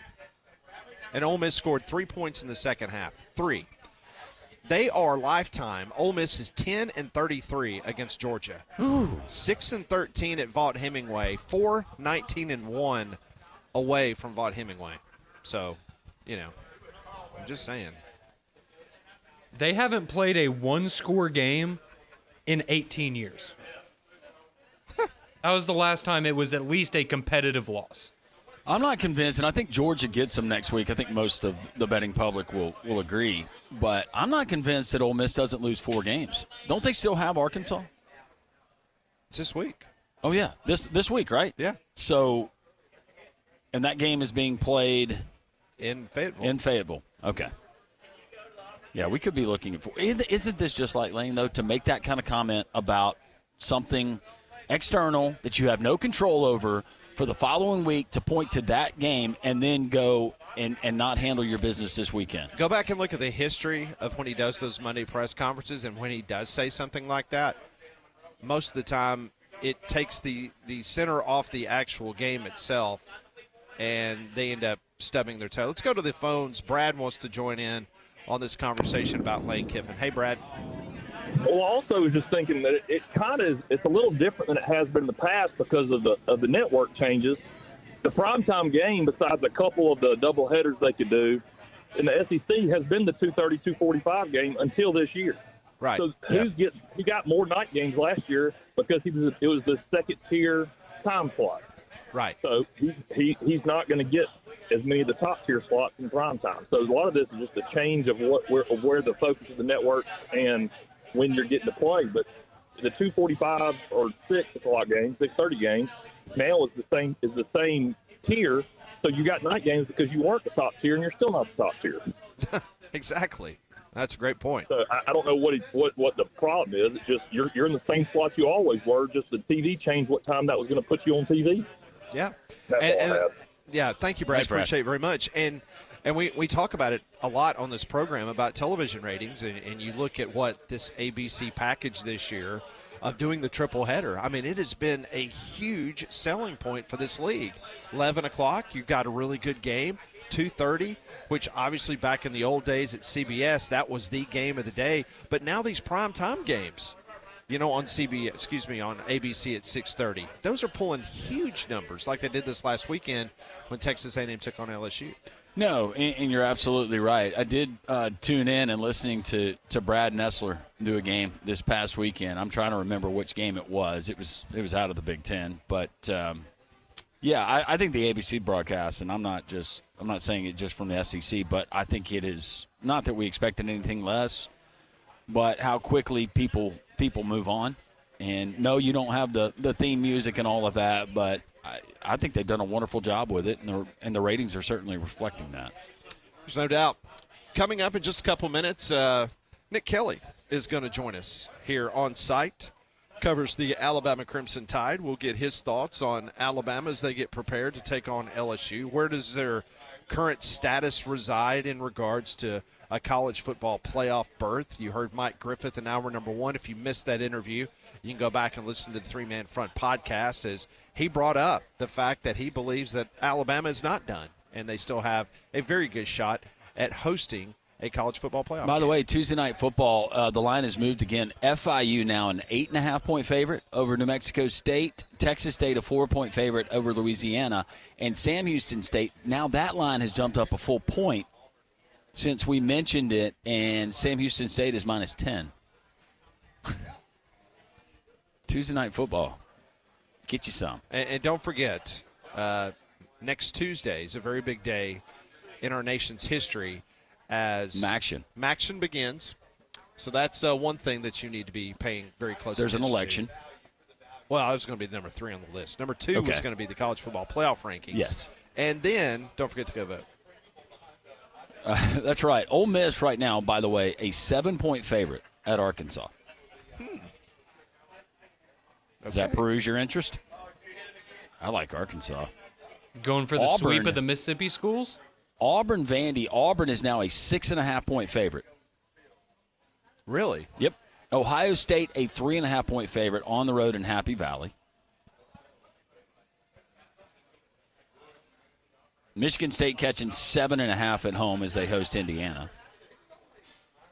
And I'm trying to just scroll through and see any other really interesting games. What was in Tennessee, a 16-point favorite over Kentucky. I really like them in that game after watching Kentucky. Golly, is there anything left in Kentucky? Also, in the presidential race, if you're interested in some odds for the presidential race, the current odds, Donald Trump minus 200. Ooh. Kamala Harris plus 170.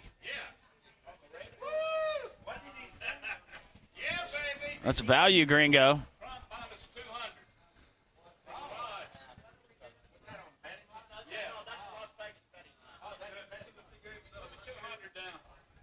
So I'll pass that along. Thanks, Pat. Yeah. Not everyone up here was cheering. Don't alienate the group, Pat. I'm not. I just read the current odds. It's no different than you reading Ole Miss, a 7-point favorite against Arkansas. Kumbaya. Come on, everybody, come together. Social Taco on a Tuesday. Nick Kelly talking Bama in the next hour. 3-man front and Jocks, 94.5.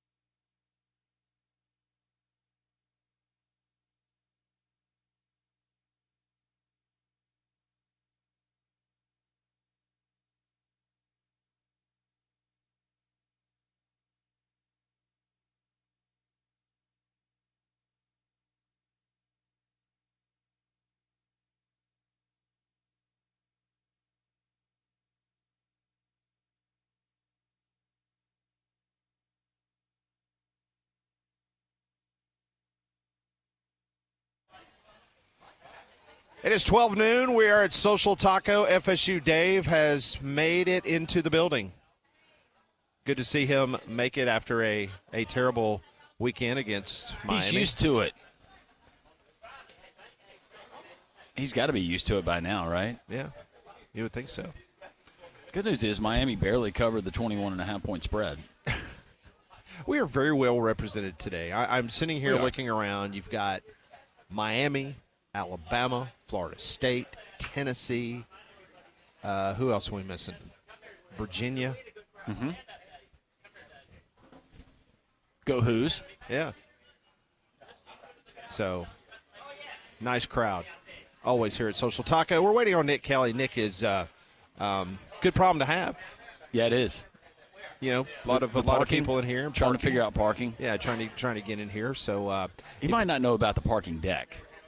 That might be the issue. I need to educate him on that. But Nick Kelly from AL.com, he's going to join us in a couple minutes as we'll talk to him about this Alabama football team as they get ready to take on LSU, not this weekend, but the following weekend. We talked a little bit about the television ratings. Nebraska-Ohio State, the number one most viewed game last weekend. Missouri-Alabama came in at number 2 at 5.5 million. World Series, it could end tonight as the Dodgers doubled up the Yankees last night 4-2. Freddie Freeman homered for the third straight game, ties World Series record with a home run in 5 straight games, the 3 from this year, and then 2 when he still played with the Atlanta Braves. Walker Buehler, the Vandy product, and 6 relievers combined on a 5-hitter for Los Angeles. Aaron Judge continues to have a problem in this World Series. He is 1 of 12 with 7 strikeouts. A free agent soon-to-be, Soto, might be suiting up tonight for his final game as a New York Yankee. No World Series that started 3-0 has even gone to Game 5, Landrum, since 1970. Ooh. The Reds won Game 4 in Baltimore before losing Game 5 as they lost the World Series to the Big Red Machine. Bad night for New York City. They become the first metro area to lose a game in Major League Baseball, MLS, NBA, and the NFL on the same day as Daniel Jones went to 1-15 as a primetime quarterback in the NFL. We thought Kirk Cousins was bad at one point in his career. I think Kirk was not this bad. Oh, no. There's not no even way close. he was this bad. Not even close. I mean, this is the worst percentage since 1970 for a starting quarterback that has quarterbacked that many games. That's rough. Yeah, I mean, I don't know how much of the game y'all watched last night, but if you watch the Giants, you see Malik Neighbors and how good he is, and nobody else on that roster is even close to what he's putting on that football field. It's hard to watch. Jock's text line is open, 205-834-9450. This one rolls in and says, we all know the Dodgers will let the Yanks win tonight. Come on. Really? I don't think they're going to let the Yankees win anything.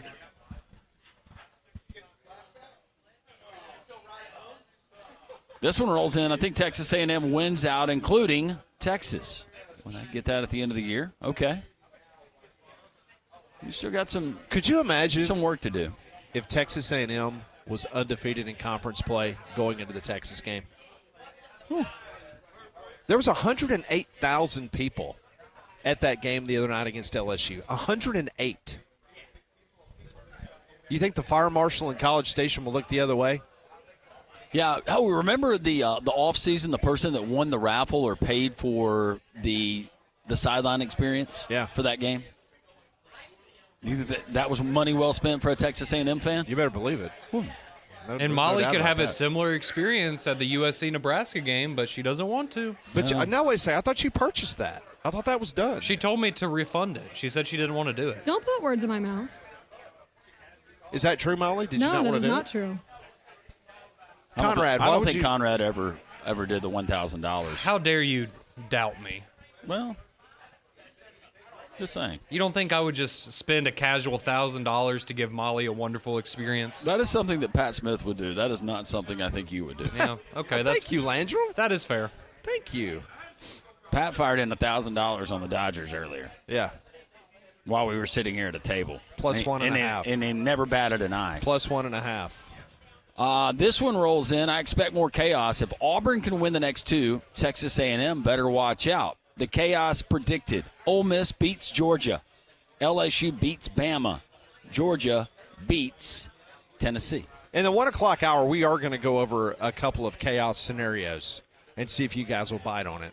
We've got a couple of interesting scenarios that we'll go over that could possibly happen. Going back to Lane Kiffin, John Mack, Texas fighting Texas Aggie. It says Kiffin can't complain. The SEC isn't giving Ole Miss night games because Ole Miss players obviously have trouble staying awake. They've done nothing but lay down and take naps in all of their games. That's good. I like that. This one, Texas A&M has no conference losses. How many other SEC teams have only one conference loss? Thanks. Well, that would be Tennessee. They have the one conference loss. Georgia has the one conference loss. Mm-hmm. And LSU? LSU has one conference loss. Is that the only three that we have? Yes, I believe that is correct. Okay. Keep the text rolling in. 205-834-9450 on the Jocks text line. We are getting our table situated. And if you're watching on Jocks TV, thank you, Gringo. He's our new cameraman. How about that, Nick? Nick Kelly we got good hanging out with us Nick? again. What a setup. What a setup. You hearing that okay? You good? Yeah, I'm good. Where did you park? Just in the middle of the street, throw the hazards on? No. You said I'm on three-man front. Come on, Homewood cops. Let me I was go. like, give me the 15-minute, extend at least an hour at least. But no, didn't get that. So. Nick Kelly joins us from AL.com, covers the Alabama Crimson Tide. Nick, always good to see you. A rare 2 buys in a year. How you like that? I love it. I mean, it's kind of nice just to help pace out the season. It's a long season. As you guys know, it takes a lot out of you over the course of the season. So it's and that's me saying that as someone who's not even playing the game. So it's I'm sure for the guys, too, who are actually playing football, really enjoy just a second week to take a breather, really just heal up, all those good things. What positives did you see coming off of course, the loss at Tennessee, what some consider the lackluster effort versus South Carolina? What improvements did you see from Alabama on both sides? Yeah, I mean, I think there's just reason for optimism overall, which was not, as you guys know in the radio business, not to abound among the fan base after that couple week stretch. I think overall the defense, we're seeing guys cover better. We're seeing more disciplined play. We're seeing linebackers where they need to be. We're seeing guys winning one-on-one matchups. Just a lot of good, just better defensive play. Now, that Missouri offense, Drew Pine was the quarterback for much of the game. I'm not saying they just beat maybe the best offense in the country or anything like that, but we saw things from the defense that we just didn't see no matter the opponent, and I think that's a big reason to be optimistic. Offensively, they got started a little bit slow, but I think people forget that the Missouri defense is solid. It's not bad defense, and overall, I think that we saw a chance for the running game to really get going. We saw guys blocking well. We saw runners running over guys like Justice Haynes did at one point. I mean, that was I can still hear that hit and, frankly, feel that hit. I feel like, I mean, the whole stadium, there's this kind of after he made that hit. It was a pretty cool hit. But, yeah, I think overall just you felt a sense of, okay, this is that, physical, dominating football that Alabama's been known for. No, it's not necessarily back to the joyless murder ball days, but there are signs of that kind of, we're going to impose your will, we're going to make you quit. Like Tyler Booker, I mean, watching that guy go out and just try to make guys just essentially give up, like he does not give up. And so it's kind of fun to watch that mentality some of these guys are having. And I think just some encouraging signs, which we haven't really seen for a few weeks now from this Alabama team going into the bye. All right, let's go back to the Tennessee game. Watching that game and just how Alabama kept shooting itself in the foot with all the penalties, dumb penalties, everything that took place in that game. Both teams did not play a very solid game on either side for Tennessee or Alabama. But how devastating, just talking to the players and being around Kalen DeBoer after that game, that Alabama could have easily won instead of losing. Yeah, I was talking to someone about that in Huntsville last night at the basketball exhibition. Like, there were just so many missed opportunities. And going back and watching that tape, I know for me, I was thinking, like, man, if they couldn't have just hit that play or hit that moment. So I can't imagine them watching the film of that, how frustrated they would have been, because it's not like they just got whooped and that they couldn't handle Tennessee. It's just that they didn't connect on this pass. They missed this block. They missed this tackle. So it's just missed opportunities, which to me, I don't think there's anything more frustrating as a player, a coach, when you're just missing things. It's not that you don't have the ability to do it. It's just you didn't make the play. So to me, I think it was one of those things where Alabama had to be frustrated because it was certainly in their grasp. It wasn't like 2 years ago Granted, they could have won that game too in Knoxville, but it wasn't a case of you're facing just this world-beater Tennessee team that looked like it had the Heisman leader at that time in Hendon Hooker. Like, it just wasn't a team that looked like, man, you got to bring your A game to beat them. And Alabama still didn't beat them this year, I should say. And so I think there'd be some frustration. I think we saw some of that frustration maybe come out against Missouri a little bit. Nick, with Jalen Milroe, and not that he's playing terrible, but the eye-popping plays, we saw kind of a glimpse of it on the penalty play where he found Emmanuel Henderson on a deep ball where he played it through. But for the most part, it hasn't been eye-popping numbers that we've seen from him. Has there been one thing that you've kind of circled that is it maybe Jalen Milroe putting too much on himself, expecting too much out of himself, or is there something else going on? Because it just doesn't seem like we've gotten as much really good Jalen Milroe this year as we did at this point last year. Yeah, I think so. Two things. One, what I know about Jalen is he's very hard on himself. So if things don't go well, he can internalize that, and he can lead that to – or that can lead to him basically, okay, man, through an interception. Like, I think after that Tennessee interception, the first one, we kind of saw him get worse and worse. And so I think we have to remember this is I think he's 21. This is a 21-year-old guy who, even though is mature and, just big of personality he has, like, he feels human emotions, and those can affect him. And so I think that we have seen some of that when things don't go well, that he sometimes, maybe his confidence takes a hit. So I think that plays into it more than anything else, is trying to get him that confidence back, which I think we saw that in the game plan where it felt kind of conservative. It felt kind of, okay, passes to Robbie Utes, passes to C.J. Dupree, kind of some easier plays using the running game to kind of get him going again. And then we saw maybe a few more deep shots, a few more bigger plays like you mentioned. So I think that for him, it's really just getting that confidence back to where it was at the Georgia level. But, I know a lot of people speculate about injuries and is he 100% healthy. And I think like anyone, he's dealing with bumps and bruises kind of thing. But I don't get the sense from conversations I've had just watching him that he is at a point where he can't physically play well. I mean, I think people were like, man, he's not throwing the ball very far downfield. There's, maybe something wrong with his shoulder, his arm. But then there's some throws that's like, no, his shoulder looks just fine. So I think it's just it's not necessarily like that is what is limiting him 100%. So, yeah, it's kind of a mix of things. It's complicated. Two things can be true at once. But I just really think they've got to keep getting his confidence built. And I think the Missouri game helped with that. All right, let's talk about Ryan Williams because – listen, he was targeted 18 times against Tennessee, but he was getting open. I mean, it wasn't like they were forcing the ball to him. Milroe missed him on multiple occasions in that game, but I find it interesting how he goes from 18 targets against Tennessee to 8 against Missouri. Now, Bernard was getting a little bit more work than obviously Ryan Williams did. Just talk about the wide receiver core right now and how you see that as it's organically changing before our eyes here in the last half of the season. Yeah, I think there's an evolution just that naturally occurs. You're always going to want to target Ryan the most. I think he still had the most targets in that game. Wasn't a crazy 18, but I think, yeah, you target Ryan if he's open, if he's there to make plays, but also when you have a guy who's clearly the number one, that's going to open up other guys. So I think that maybe some of that coaching to Jalen is, well, if Ryan's maybe somewhat covered up or they're double covering him or they've got their best corner on him, look at Jeremy. Jeremy's a solid receiver. He's not maybe that play-breaking kind of guy, but he makes plays. He's reliable. Almost reminds me, I don't want to say he's John Mechie, but kind of in that same neighborhood of he'll make some solid plays for you, but maybe not the Jamison Williams that's having these home run balls type of deal. So, yeah, I think that you look to the Jeremy Bernards. You look to, I mean, I've enjoyed them incorporating more C.J. Dupree and some Robbie Utes in there. I mean, maybe that's the old school football love in me. That's the Big Ten. That's the Minnesota Nick Kelly exactly. coming out, right? Exactly. So I enjoy that. But also, like, I just think it's fun just to see C.J. take a pass and either run over a guy and then he hurdled someone in the Tennessee game, right? So I think it's good for Jalen to utilize those types of guys. Because they're that safety blanket, because they can make some of those just 10, 15 solid plays that Alabama needs at times. So I think that Jalen is developing, with Ryan more and more, but at the same time he's looking to other guys as well, and I think that's what he has to do. Lots more to come. Nick Kelly, who covers the Alabama Crimson Tide. We are live here from Social Taco in Homewood. Folks still filing in. We're here until 2 o'clock, but the doors are open all afternoon, all evening. Enjoy the half-off happy hour out on the patio.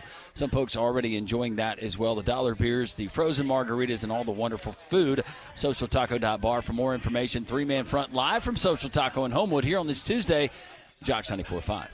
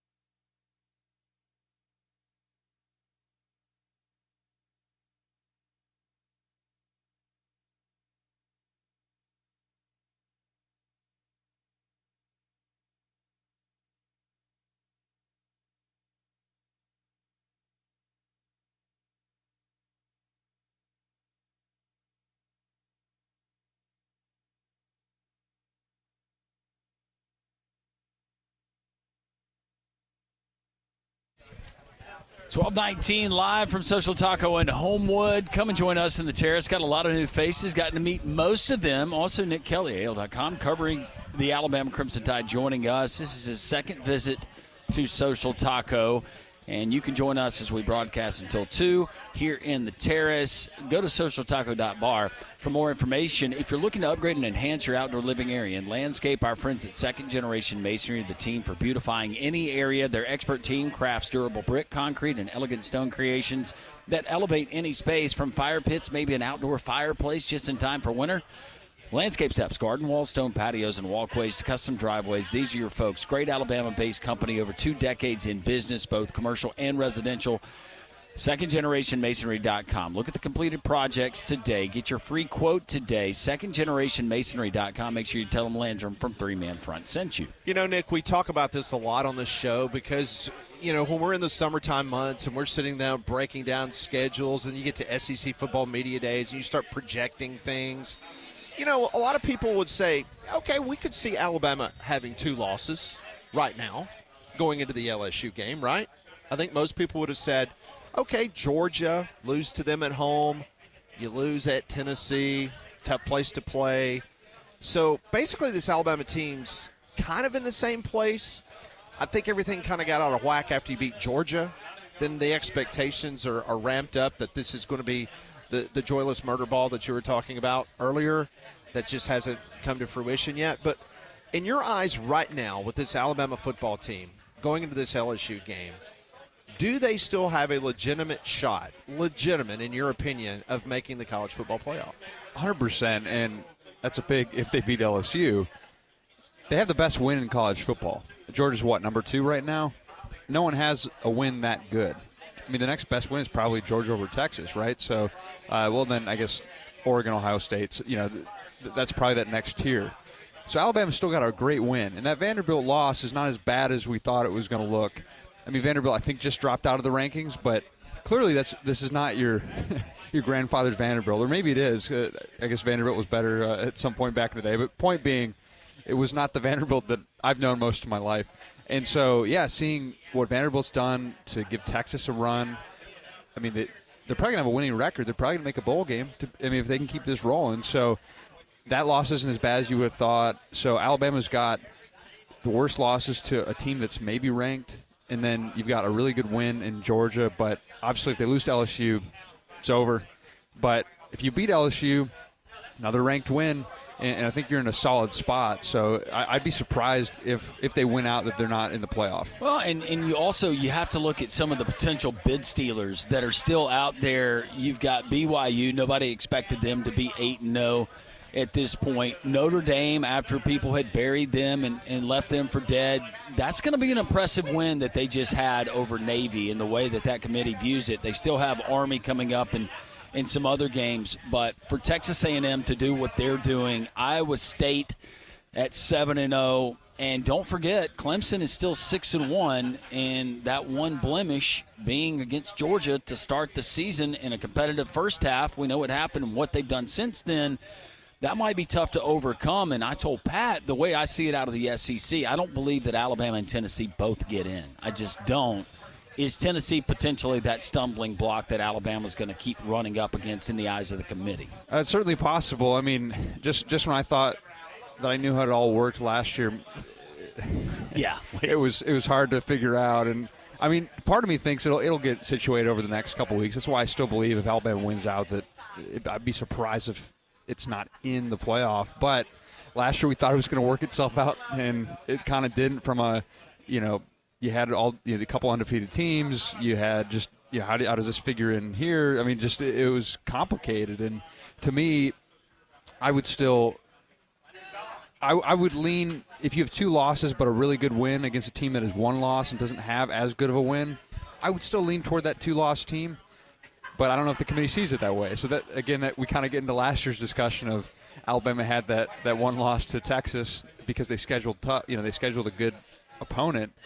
And then you had undefeated Florida State, and who had a great year, good schedule, which, by the way, what the heck has happened to Florida State? I mean, that's just so crazy. That's that guy, FSU Dave. I mean, yeah, just with Mike Norvell being one of the top candidates for this job opening with Kalen DeBoer, like what a different. And granted, I don't know that Mike Norvell would have gone 1-7 with this roster that Alabama has, but just kind of a crazy turn of events. Anyway, I digress. But yeah, to me, I just don't know how this 12-team. I mean, it's so fascinating to me just how it's going to work out, because in my mind, if you have a better strength of schedule and you have 2 losses versus a 1-loss team that really didn't schedule that tough, I would lean toward the 2 teams. Maybe that's the crimson-colored glasses by me being in Tuscaloosa a lot that I see things by. But I don't know. It's going to be fascinating is all I can say. But Alabama's got to win out to at least give itself a shot.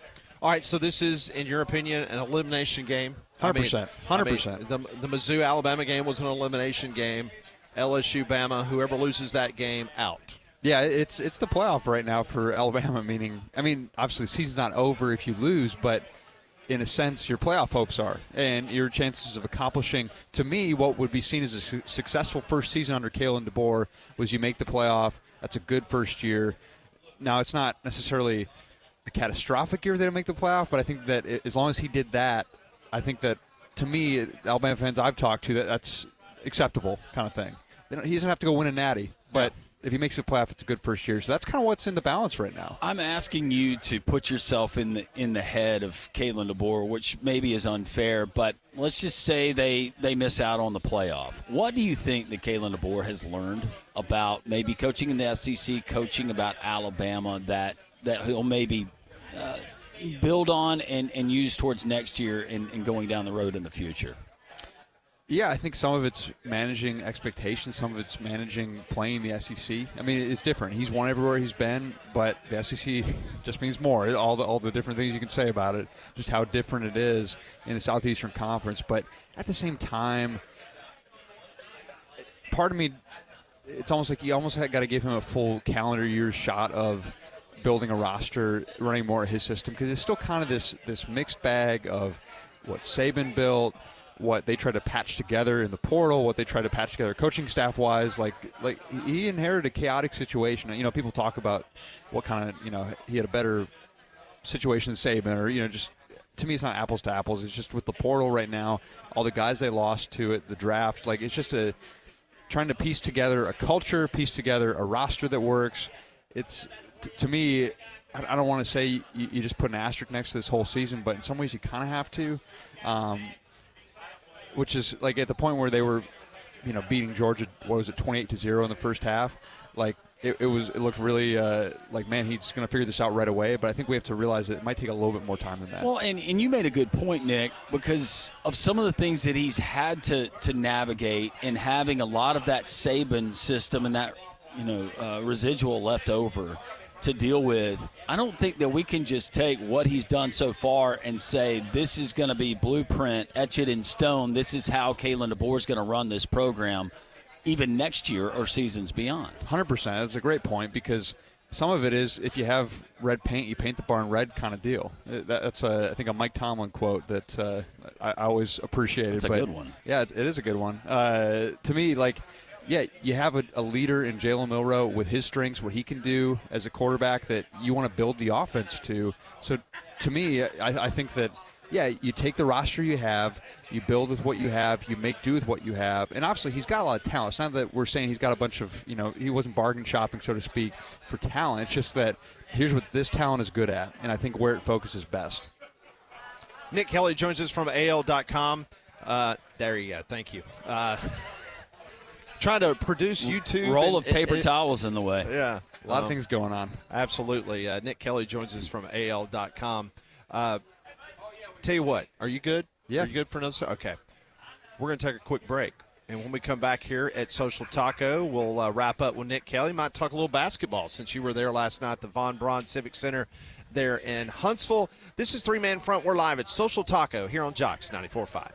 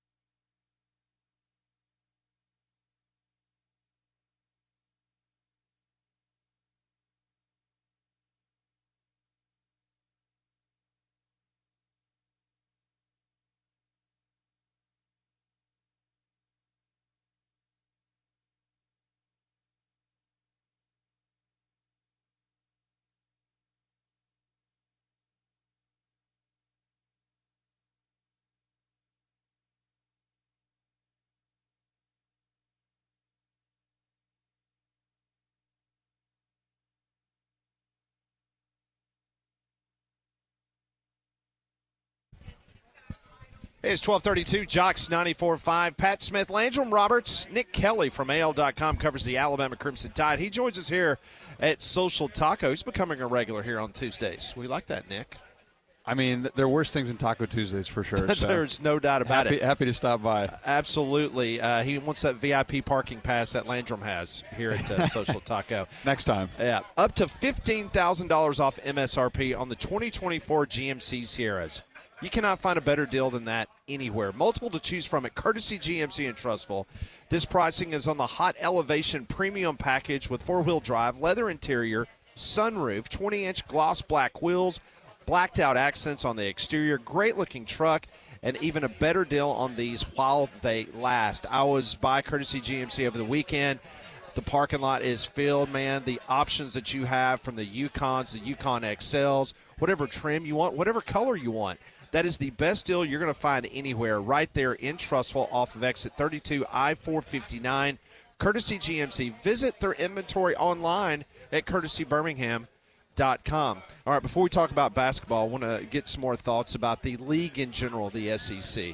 We've been talking about this. Well, we just thought it was a foregone conclusion that the SEC going to get 4. Heck, we might get 5 teams in the college football playoff. How do you assess the league right now, where we stand as we head into the month of November?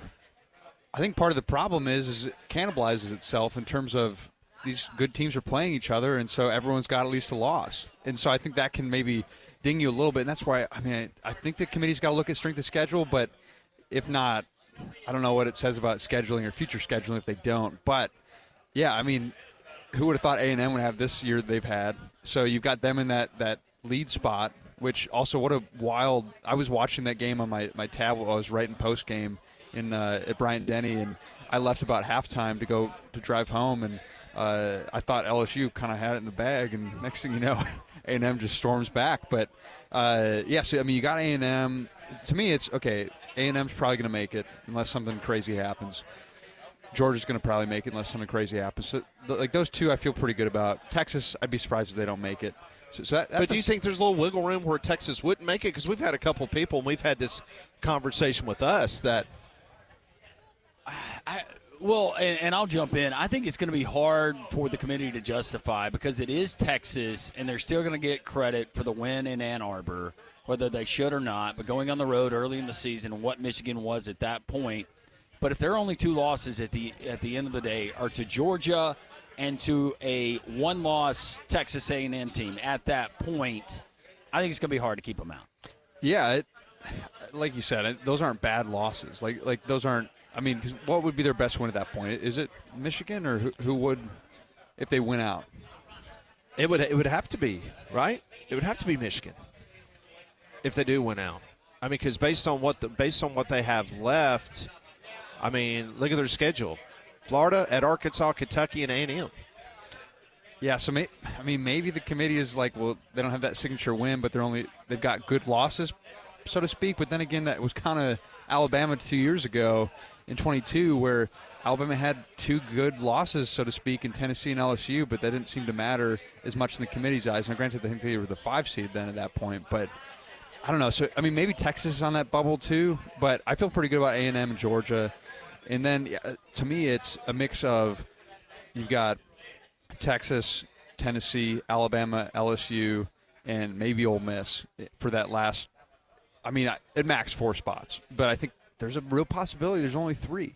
So we'll see what happens. Overall, and you look at the SEC, based on what you thought coming in, we got more games left to play. Who's been the biggest disappointment? Can I say my alma mater, the Missouri Tigers? Well, certainly. You could say Missouri. You could say Missouri. You could say Ole Miss. See, Ole Miss was that team that was the no-brainer based on the schedule. That's true. No offense, Nick, but I wasn't a huge believer in Missouri. That's even fair. after what they did last year, as far as being a college football playoff-worthy team. But for me, it's got to be Ole Miss. Especially with, you look at, it almost reminded me of the Philadelphia Eagles years ago with the Dream Team, quote unquote, where they got, Vince Young, and they got like Nnamdi Asomugha, like they got some big name free agents. They were spenders. And I think Vince Young called them the Dream Team, and that was probably the mistake. Don't ever do that. No, don't do that. There's only one. Right, and not that it's an exact parallel, but in some ways just the vibes of that reminds me of like, okay, Ole Miss went out and obviously spent some money. They got some guys. They got a stacked roster. They built with free agents, so to speak, as Lane Kiffin has the past couple of years. But this was like the year of they got some good guys. And the fact that they still can't win those big games is concerning. And to your point, Landrum, like, is a disappointment. So maybe I'm just thinking more Missouri because recency bias and it's where I went to school. But, I think it probably goes Ole Miss and Missouri for the two biggest disappointments. But then again, I feel like maybe if we talked about this on your show, like, it's also not that surprising because I think that there's a little bit of recency bias of excitement for Ole Miss and Missouri because they had a good year last year, but, prove it again sort of thing.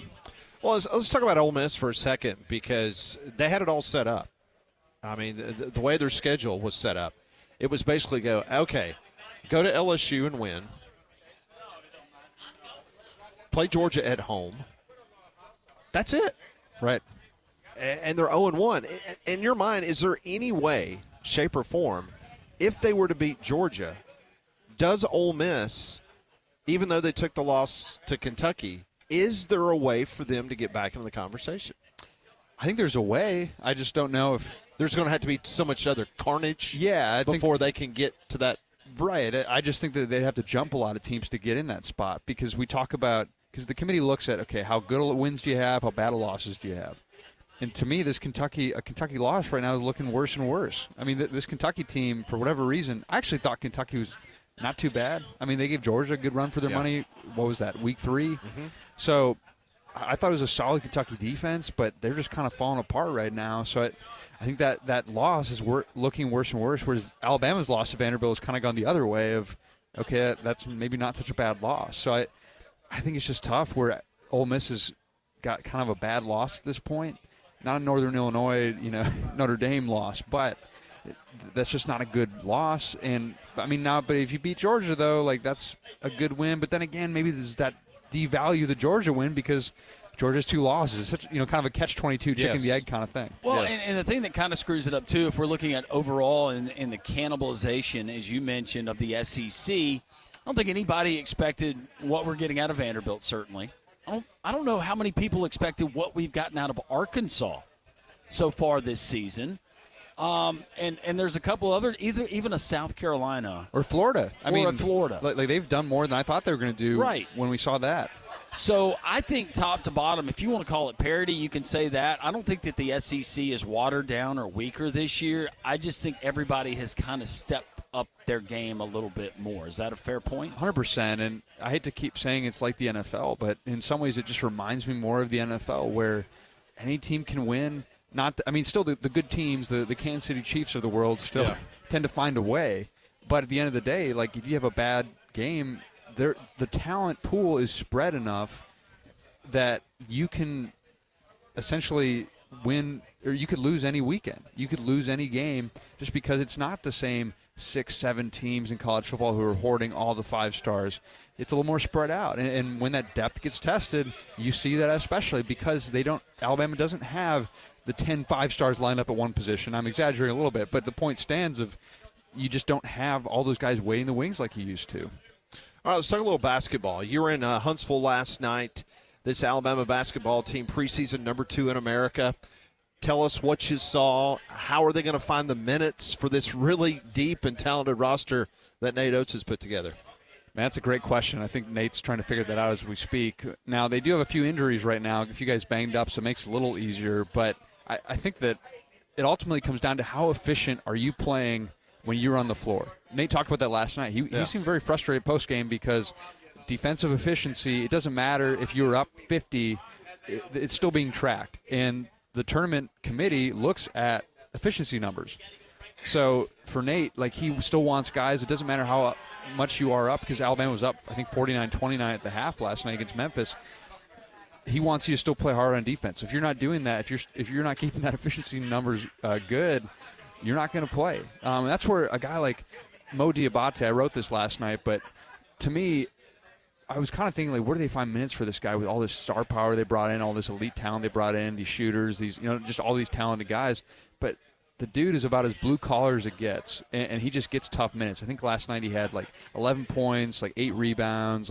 He gets stuff done. And so I wouldn't be surprised to see him get decent minutes this year just because Nate can turn to a guy like that when he's not getting good, efficient defense from other players. So it's going to be fascinating just because he has so much talent.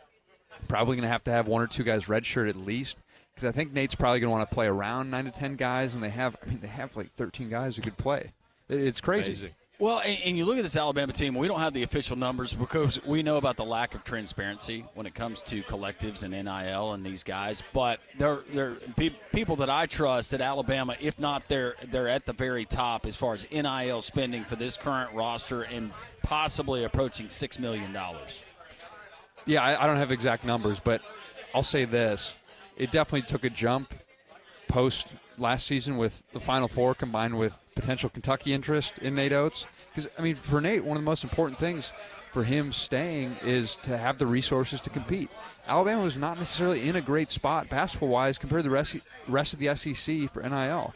They're in a much better spot now. I'm not saying they have the most money in the SEC, but I think it's fair to say they're in a much better spot, and we saw that by the roster they have. Where do you think personally Coleman Coliseum, as far as priorities, for those things that you need infrastructure-wise, where do you think that is for Nate Oates? So I think for Nate, it starts with NIL, that's top of his list. And then I think the practice facility was maybe number 2, just because that's a space where guys are spending 90% of their time. Yeah. That's a space where you can bring recruits, say this is your, I hate to say playground, but this is kind of where you are going to get most of your work done. This is your classroom. And, yeah, the arena is important, but I think that also to an extent, however long Nate Oates is going to be here, he's going to see that practice facility a lot sooner than he would a new arena. So right. I think that is I don't want to say short term, but a sooner type deal of you can get this in the works. They're building it right now. If you drive by the parking lot, half of it's blocked off because they got all this construction going on. So that's a much more thing that helps Nate Oates now pretty much, because he can also tell recruits, hey, this is being built. If you're coming here a year or two, it might be ready by then. So I think that those two things were a lot higher for him, and also having competitive assistant salary pool to make sure you can hire top guys, and that's what we're seeing them do. They've got 2 former NBA assistants. They got Preston Murphy, who's almost like a de facto GM / assistant coach. So he's got some great assistants. So I think those are some of the most important things. Does he want a new arena? Sure. He's all for it. But I think that's just such a long-term thing. I think we've seen by increasing NIL, we've seen by the practice facility. These are important to Nate, and they're important for him to stay when there's other interests. And if you're going to Final Fours and you're winning championships and playing championship-level basketball, you're going to put fannies in the seats. 100%. I hate to draw this comparison, but Cameron Indoor, last time I checked, it wasn't just built. People go there to watch winning basketball. 100%. 100%. And I think that, Nate could probably win at a park, if he's coaching a team there. So for him, that matters less. And Coleman's a great environment in terms of when that thing is packed out, and it does get packed out for big games.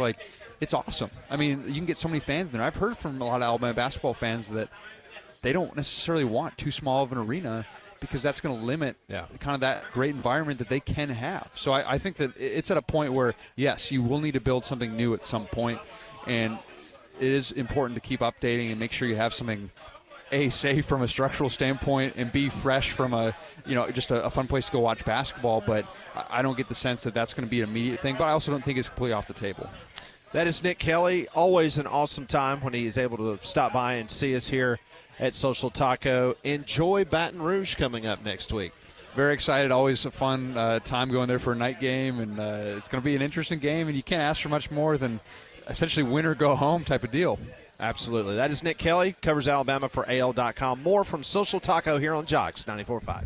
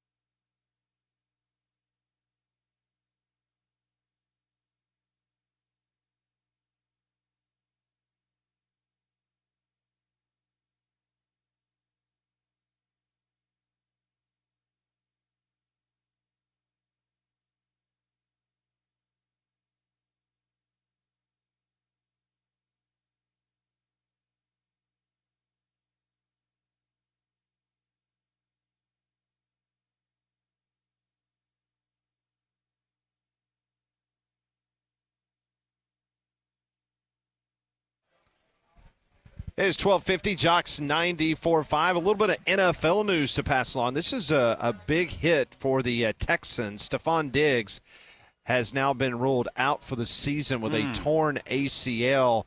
And a little bit of quarterback news coming out of Indianapolis.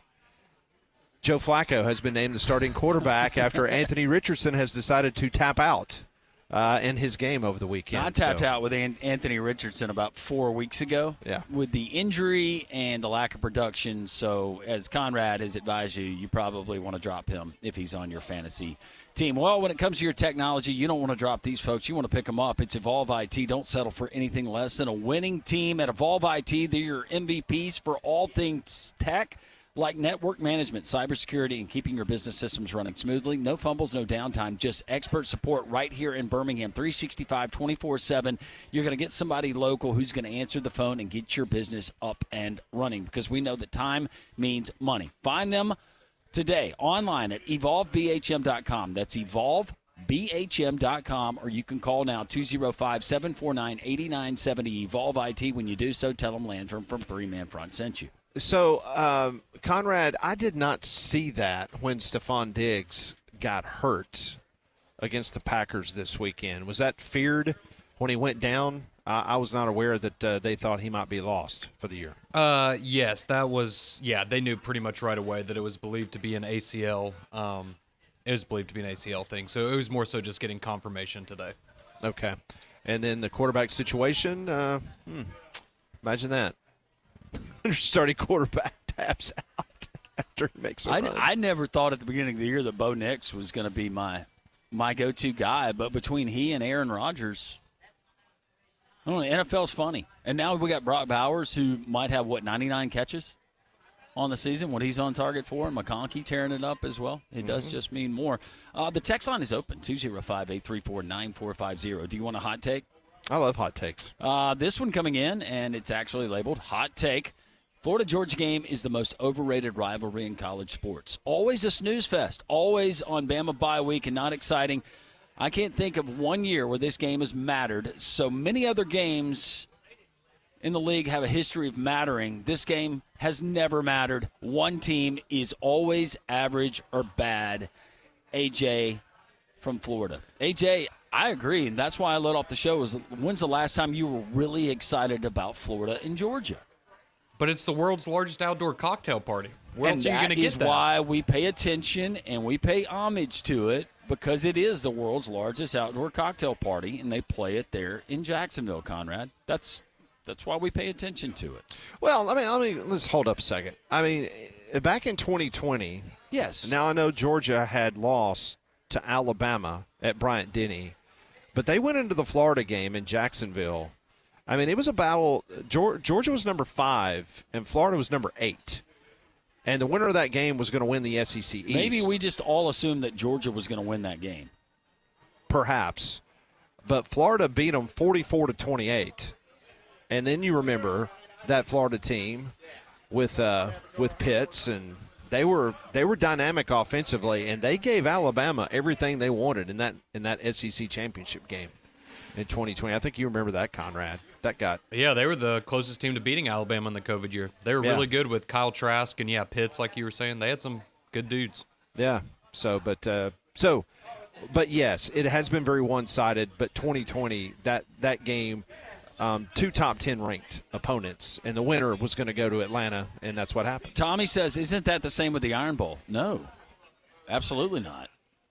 You had Auburn win in 2017, Auburn won in 2019. You had a year under Harsin where they take Alabama to how many overtimes, and then last year you had the Gravedigger play. I mean, this game has, there's been, a handful of Iron Bowls in the last 15 years that have been ultimately decided who plays for a national championship. Well, one thing's for sure, there's always some type of playoff implication. I mean, prime example, if Alabama had lost that game last year at Auburn, that was problematic for the Tide. Yeah, stopped them from getting 3 in a row in 2013. Yeah, they're Speaking big of the implications. Iron Bowl, this text says, guess that line. What do y'all think the Vegas line will be for the Iron Bowl? I would say right now Alabama favored by 11.5. I'm just going to go 9. What says you, Conrad? I would probably say 13.5. Okay. I just think people would really want to ride that momentum from Alabama last week. This one rolls in. When we were naming the one-loss SEC teams, for some reason we forgot Texas. They're a one-loss SEC team. One loss in SEC play team. But maybe that's a bad omen for them. That means they're going to have 2 losses when it's all said and done. Oh, that'd sting a little bit. Game versus Texas A&M. John Mack says, DeBoring took over a team of all 5 stars and could miss the college football playoff, the top 12. Mike Elko took over an absolute mess from Jumbo Shrimp Fisher. Elko didn't even get a full year to recruit. So who is the better coach? This is rhetorical because of y'all's bias won't tell the truth. How much talent was left over in Texas A&M? I mean, I know a lot of people they left, classes, but didn't they? Yeah, I'm like, I know a lot of people left, but they left Alabama too. He's acting like Texas A&M had a bunch of 2-star guys on that roster. With like, that come on, endowment, John Mack, you guys should win a title every year. Alabama had 26 guys leave when Nick Saban retired. 26. I don't think Kalen DeBoer got a whole year to recruit either. Do you think Alabama could use Caleb Downs on the back end of the defense?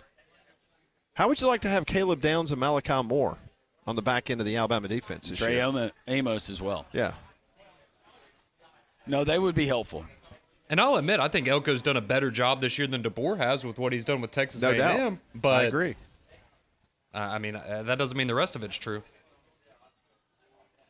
Coming up next hour, we've got one more hour to go here on the Taco Terrace. It's been a great show. Appreciate Nick Kelly stopping by, David Waters from Gators Breakdown Podcast, and also Mike Griffith from the AJC. We'll get into these crazy what-if scenarios for the college football playoffs. That's right. Chaos in the SEC. We'll talk about that next on Three Man Front.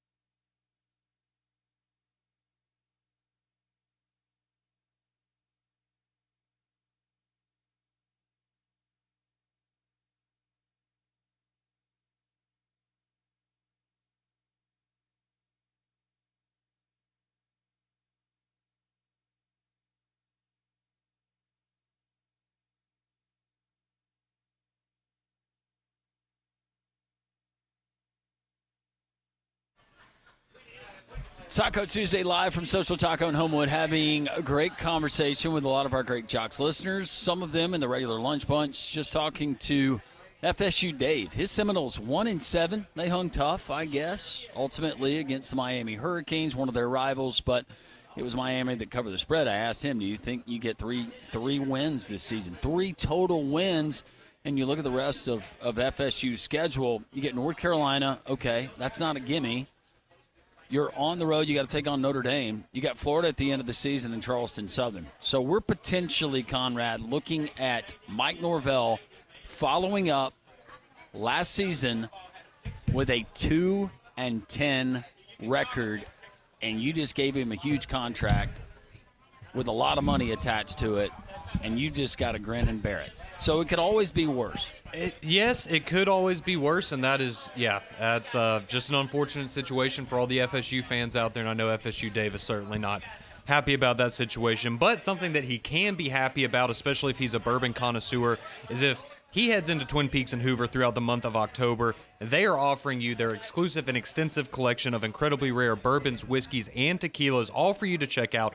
Plus, they're offering their barrel selects that are hand-selected right there in Hoover by the team at Twin Peaks just for you. So check in all throughout the month of October and in the future to see what they can pour up for you at Twin Peaks in Hoover. They also sponsor our daily three-man front Twitter poll question of the day. And the latest update on that poll question that we shared with you earlier, we asked you, as of right now, who would be the SEC Coach of the Year? You had Clark Lee, Kirby Smart, Mike Elko, and Sam Pittman to choose from.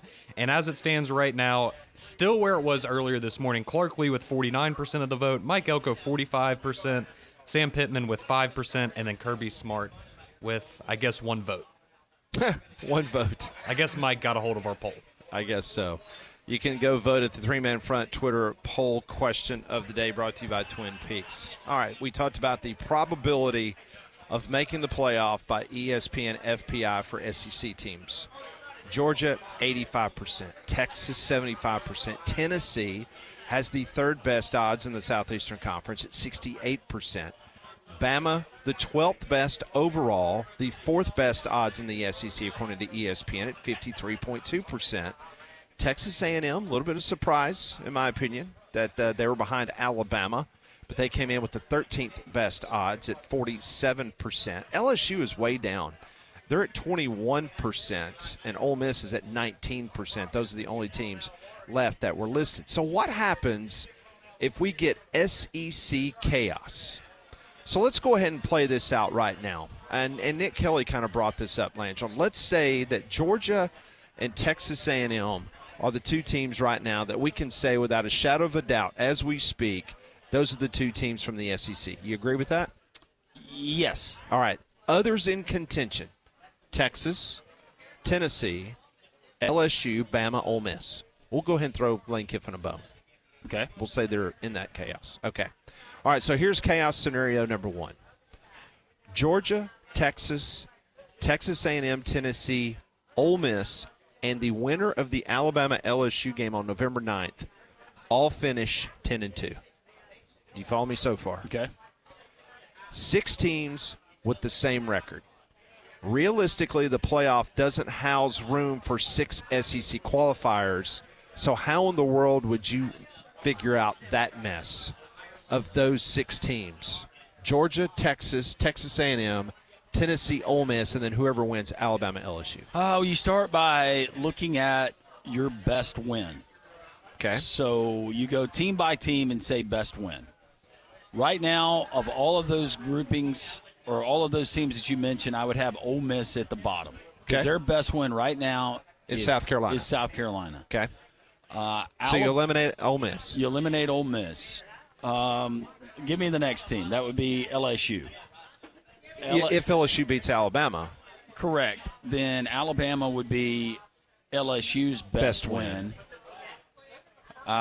Tennessee. Would Alabama beat Tennessee's best win? Is their best win. Now, if they finish, okay. Now, Texas A&M. But Tennessee would potentially beat Georgia. Because if the teams finish Correct. at 10-2. If they finish at 10-2, that means that's a win over Georgia. So then at that point, you would say that, All right, so that's just one chaos. All right, here's the second one. What if Texas A&M, LSU, and Georgia go undefeated in November? Georgia almost would certainly be ranked the highest in the CFP rankings, perhaps as high as number 1 or number 2, but the Aggies would be undefeated in SEC play, while LSU and Georgia suffered one conference loss apiece. The SEC championship tiebreakers would favor LSU in that scenario. The Tigers would head to Atlanta for the conference championship game, while Georgia would sit at home ineligible for a first-round playoff bye. Whew. Yeah. Is that not crazy to think that Georgia would be held out of the SEC championship game because LSU would have the tiebreakers? But and going back to let's go back to Texas and Ole Miss, because those are two teams that we put in that group of coming into the season. Their schedules were not as daunting as everybody else's. What is Texas's best win to this point? Is it a win at Michigan? It would have to be. Or a win at Vanderbilt? They're going to get credit. They're going to get more credit for a win at Michigan than they are at Vanderbilt. Yeah, yes. Just because it was, but I think we all agree Vanderbilt's maybe a better team right now. But if they don't knock off Texas A&M, is that still their best win? The 31-12 win in Ann Arbor early in the season? So Michigan was not ranked, correct? When they played? No, they were ranked. I thought they were ranked. They were ranked. Because they lost that game, and then if I remember correctly, the next week Michigan beat USC and started to get some goodwill back, and now they've just kind of cratered since then. No, but we're looking at that. I don't think Texas – was Texas number 6 at that point? According to this, they were. Okay. I think they were Michigan higher than that. I thought Michigan was ranked at that. Yeah, that was number 3 versus number 10. Yeah, you're right. 3 and 10. They post-dated the rankings. That's what right. They did. Gotcha. Okay. Yep. So yeah, that was then a ranked opponent. Yeah, top 10. Yeah, top 10 win. So that. And in the committee in the past has said that they judge it based on where the team was at the time that you played. Correct. So you're going to get credit for a top 10 win, road win. Right. So that's their number 1. That would be their number 1. But still, I think there's going to be more hand-wringing over Texas if they lose to Texas A&M, and that's the final snapshot that you got from that team that doesn't play for a conference championship if Texas A&M runs the table and doesn't lose in conference play. So what happens if Texas A&M loses at South Carolina this weekend? Then the chaos just got more chaotic, and I hope it happens. Or what happens if they remain undefeated till they go to Auburn? I mean, there's a couple other pitfalls, and I will start with this weekend at South Carolina. South Carolina having a week off. Yeah. And Texas A&M coming off. Riding high. I mean, it's probably good for them to go on the road. And they've been road tested. Texas A&M's been road tested, but look at some of the close games that they had in the early part of the year. Yeah. They weren't exactly dominant. And their 2 most impressive wins have been at home, and that was over a then highly ranked Missouri team and then an LSU team that was previously unbeaten in conference play and had been playing really good football prior to last Saturday. And listen, we say this every year. We love the chaos. We love it. And now that you're going to have a 12-team playoff that you got to kind of figure out, this is going to be just fantastic. But then again, I go back to the bid stealers. So you've got a BYU that's undefeated. You got an Indiana that's undefeated. You got a Clemson that only has 1 loss. Miami, if they continue to do what they've been doing, if I'm betting right now, I think the SEC gets 3. I would put more money on the SEC getting 3 as opposed to 4. What about you? Yeah, I'm leaning more now towards the 3 as opposed to the 4 because Miami has the best odds out of the ACC, Oregon out of the Big Ten, Penn State out of the Big Ten, Ohio State out of the Big Ten, and now you got Indiana out of the Big Ten. I think a big concern, too, is the Big 12 where you have BYU and Iowa State that are both undefeated, and what happens if you have a 1-loss team from the Big 12 that didn't win their conference title, or, is a 2-loss, let's say, Alabama going to get in over them? Because we would say the strength of schedule is probably harder for Alabama, but they have more losses. Well, and put yourself in the seat of the committee members, and we know the SEC, we play the best football, and we're cannibalizing ourselves. But if in the conversation we're talking about an LSU team that lost to a not good USC team on national television in the first game of the season, that's a ding against the SEC. Yeah. That's a big ding against the SEC. If we're talking about an Ole Miss team being in the conversation potentially, or if Ole Miss upsets the apple cart and they beat Georgia, that's an Ole Miss team that lost by 17 to a not good Kentucky team, or not as a 17-point favorite to a not good Kentucky team at home. Alabama losing to Vanderbilt, as much improved as Vanderbilt is, you're still going to get dinged for losing to Vanderbilt. You see where I'm going here? So what happens if Clemson loses in the ACC championship game? See, and that's another thing I was going to bring up is if you have an upset in any of the conference title games, that's just another team that's going to get in that probably wouldn't have it, beforehand, and that knocks an Alabama or somebody back. I mean, Miami beats Clemson in the ACC championship game. So where do you put Clemson in the whole grand scheme of things? What would their best win be at that point? See, I think Clemson might be out because the Georgia game wasn't competitive, and I mean, beating Wake Forest and Virginia by 100 points doesn't really impress that many people. No, I mean that's the thing, and I think that's why ESPN has Clemson as only a 32% chance. Kansas State has a better chance of making the college football playoff according to ESPN than Clemson does. So that's my point. So basically ESPN is saying that Miami's got room to lose a game, but Clemson doesn't. And if Clemson loses the ACC championship game, they're not getting in. No. But you still got South Carolina out there. South Carolina could mess up a lot of things or clear things up if they got a win over Clemson in the last game of the season. And don't forget or if they won this weekend over Texas A&M. And don't forget November 16th, Clemson goes to Pittsburgh. It's a big one. Yeah, it won't be easy. Now, if Eli Holstein is upright and he's quarterbacking, then I like Pittsburgh to give him a game, especially playing there in Pittsburgh. Yeah, and playing at Virginia Tech, I don't know how. I mean, playing in Blacksburg, that's not a gimme. But as of right now, SMU has better odds of making the college football playoff than Pittsburgh does. I just want to go back to the conversation and the narrative that was this was going to water down the regular season. Just makes it even more confusing. Oh, a lot more confusing. Very much so. And based on the SEC and the way things have gone this year, it wouldn't surprise me if South Carolina knocked off Texas A&M. It wouldn't surprise me if Arkansas at home versus Texas knocked them off. I mean, hey, Auburn gets season. things rolling. You take the Kentucky win, you beat Vanderbilt, then you get La Monroe, and then you have a Texas A&M game that, maybe that one's interesting. I mean, think about it. Auburn is 3-5 right now, Conrad. But when that team is clicking on all cylinders, and we've seen it for parts of games, is that a team that you just automatically say, no, that's a win? No, absolutely not. We got to play Auburn. Yeah, no. Just kind of in Florida say the same thing. I mean, heck, even Mississippi State this year has chosen to play football on certain Saturdays and made things interesting. I love the 12-team playoff. Let's expand it. Let's go 16. You're already ready to go 16? No, not really. Well, just think. Because then you do maybe potentially water it down. 1 week from today, as you were getting your little sticker that you voted, you're going to be thinking about the college football playoff rankings. That's what's going to be dominating your mind. But for me, it's going to be action. But, Okay. I've already voted. Have you? I have. Oh, okay. I like to do it the traditional way. Well, Landrum likes to be able to write in his pick. It's not necessarily a write-in. I don't. I'll stop there. Trying to rustle up the cats for a picture in here. It's I like funny. going seeing people at the library and getting my sticker.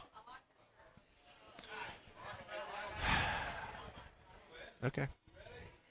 Well, it's been awfully dry here in central Alabama. The whole month of October, we've had no rain whatsoever. And that is going to lead to potentially some problems in the foundation of your home because you might see the warning signs with those cracks, doors that stick, cracks in the bricks or the block, leaning on those Bowen walls in your basement, settling or sinking. how much time before that minor repair is going to become a major structural problem for your house. You can't afford to wait. Call APS today for a free estimate, 205-951-9717. Foundation problems don't get better with time. They get better when you call APS, 205-951-9717, or visit their website at alabamaprofessional.com. More from Social Taco here on Jocks 94.5.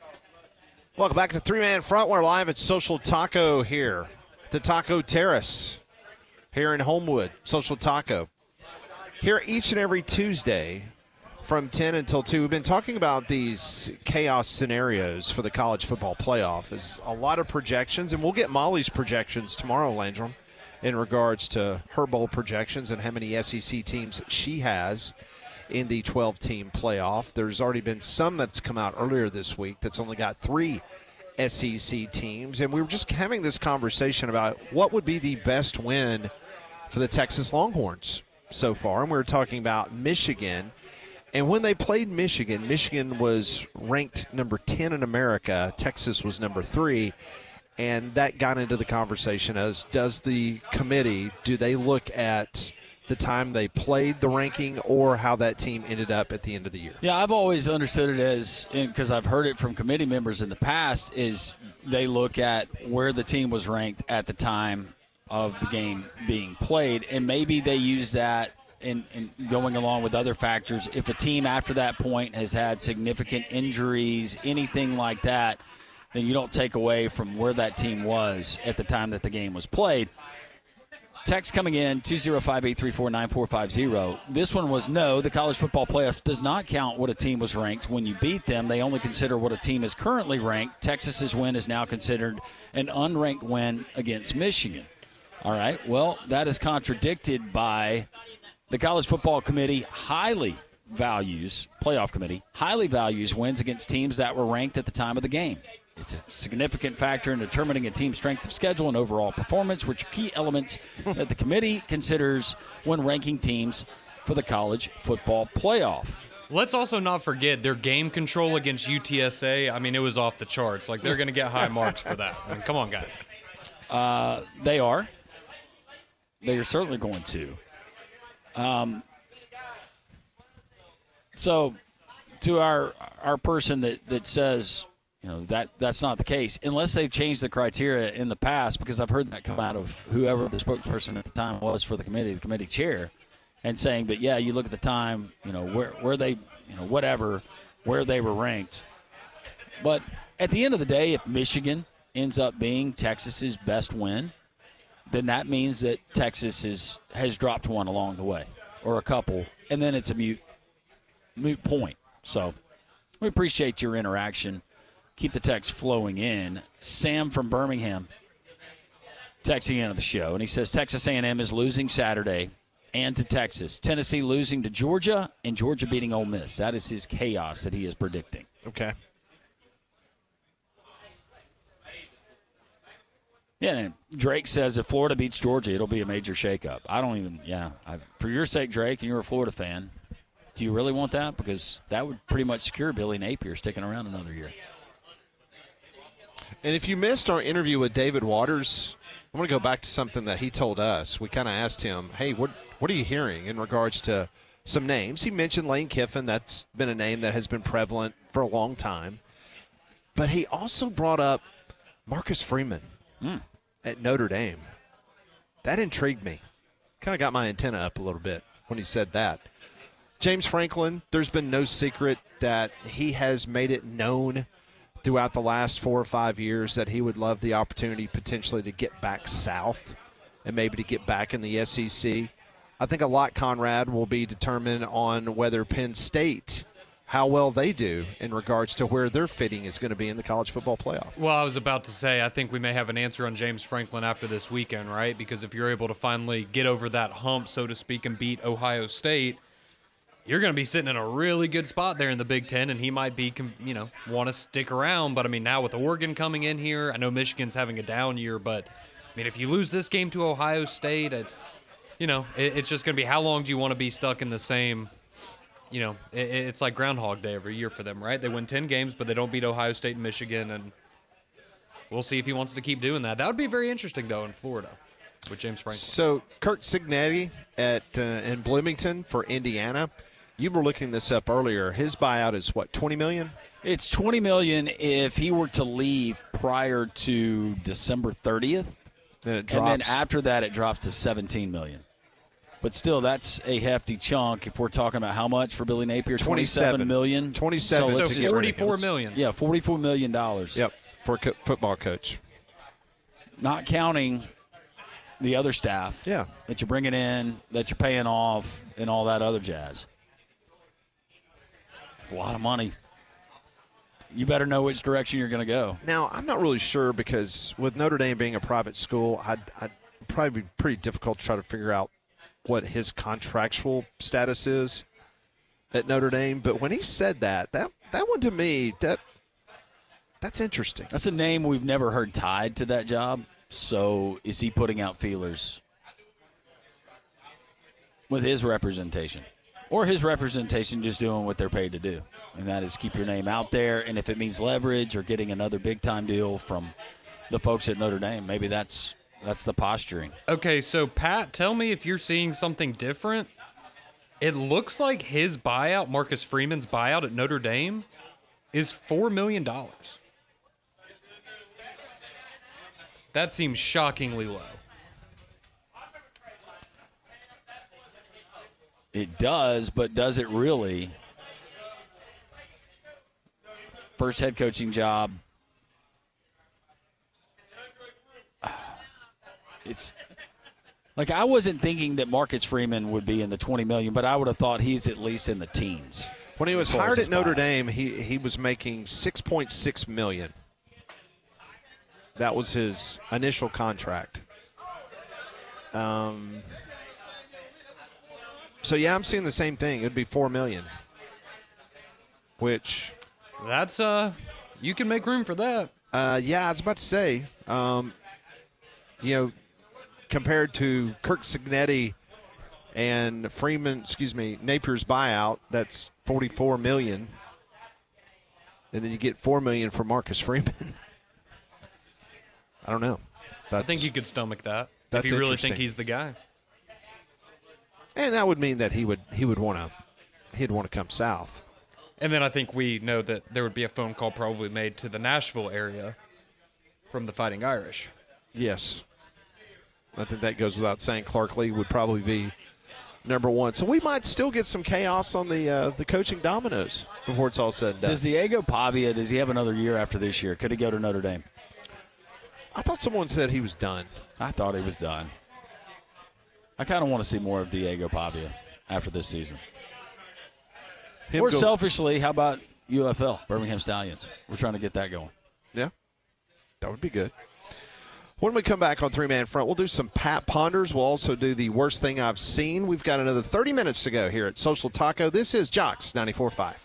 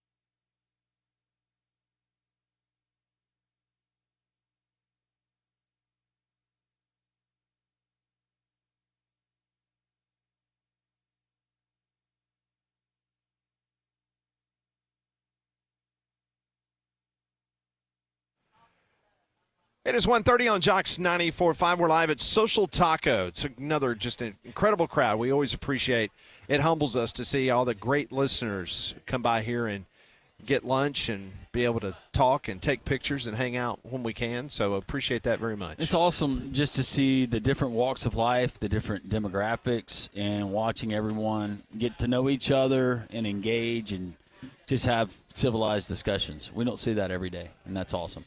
Well, as we move further away from the hot weather, you know your HVAC system worked overtime this summer, so make sure you're prepared for the months and years ahead with a Trane comfort system.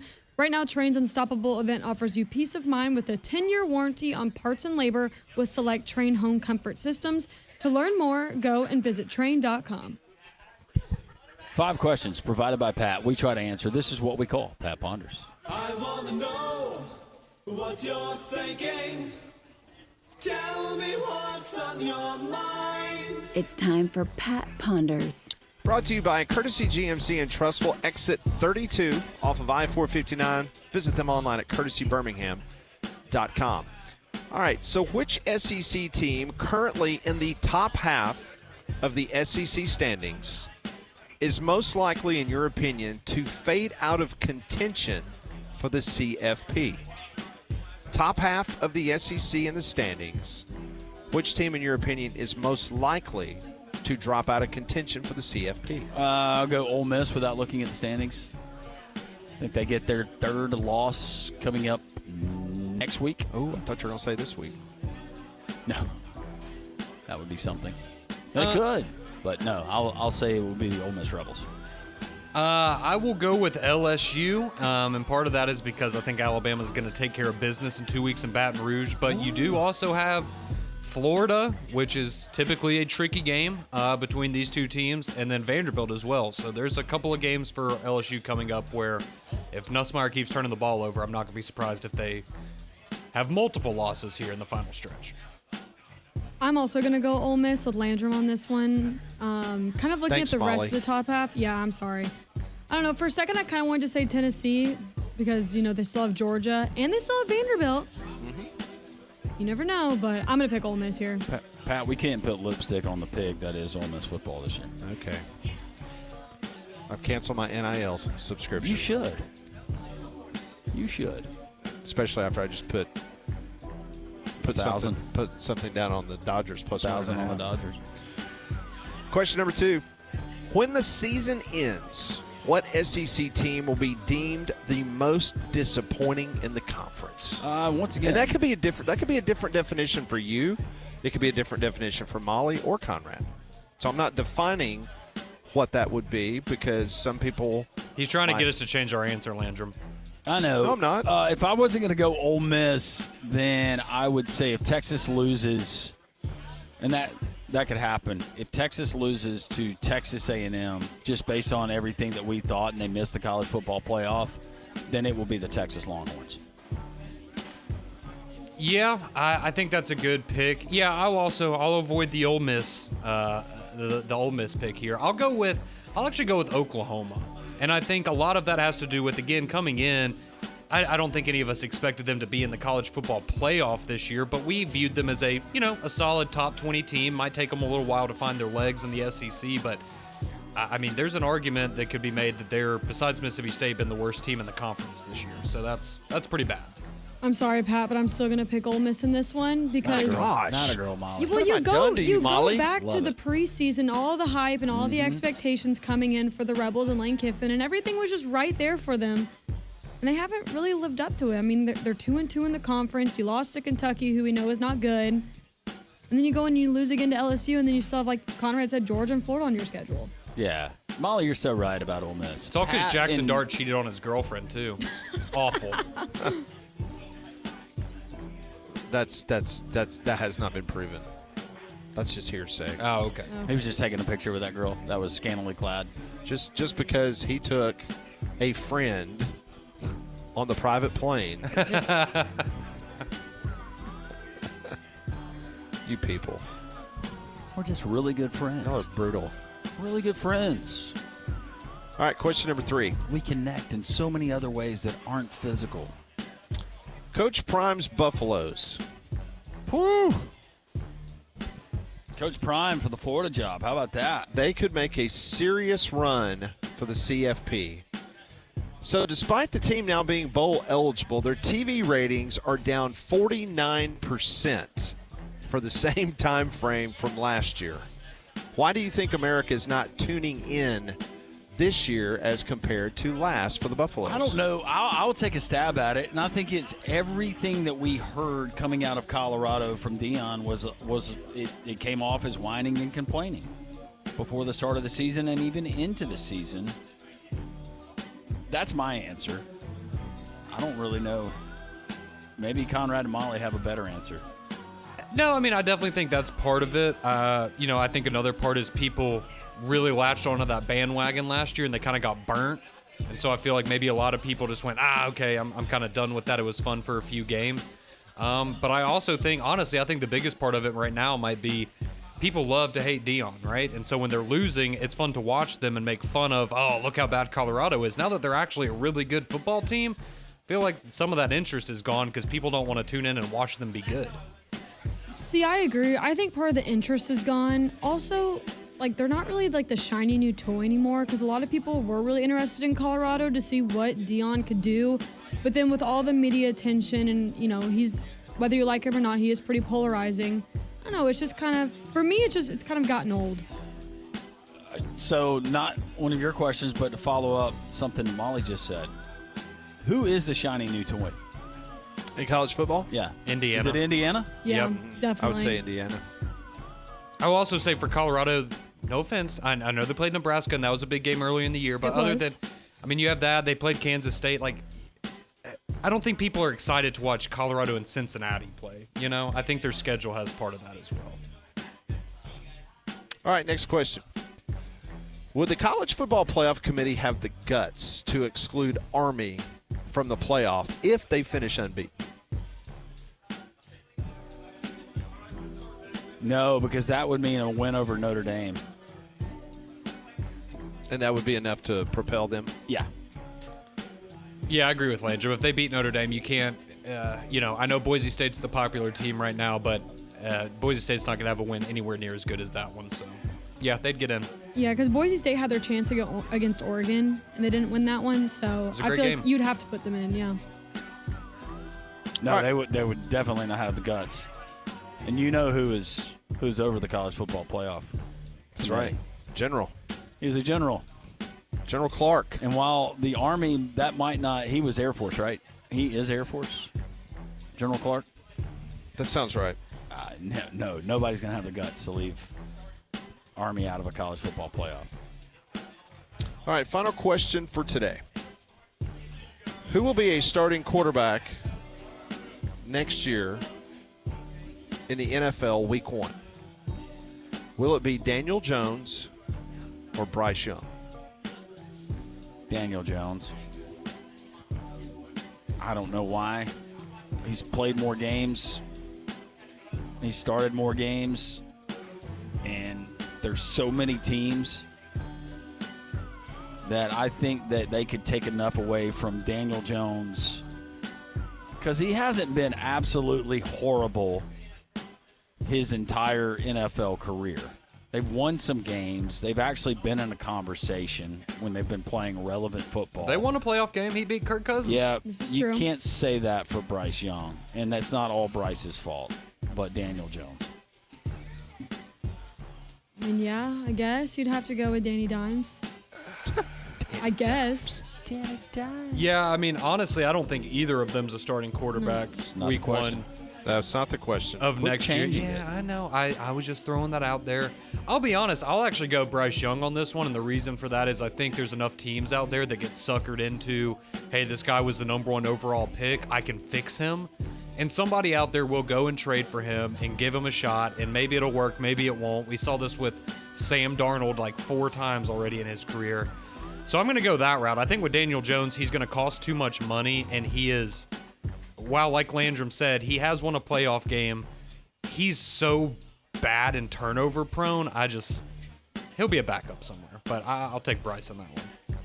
That's today's Pat Ponders, brought to you by Courtesy GMC and Trust. We'll go by and see Drew Lawley and Josh Gargis and the fine people there at Courtesy GMC off of I-459 exit 32 next to Lowe's in Trussville. We continue here on this Taco Tuesday. We still have the worst thing that Conrad's seen and much more as the college football discussion continues. Three-man front and Jocks 94.5.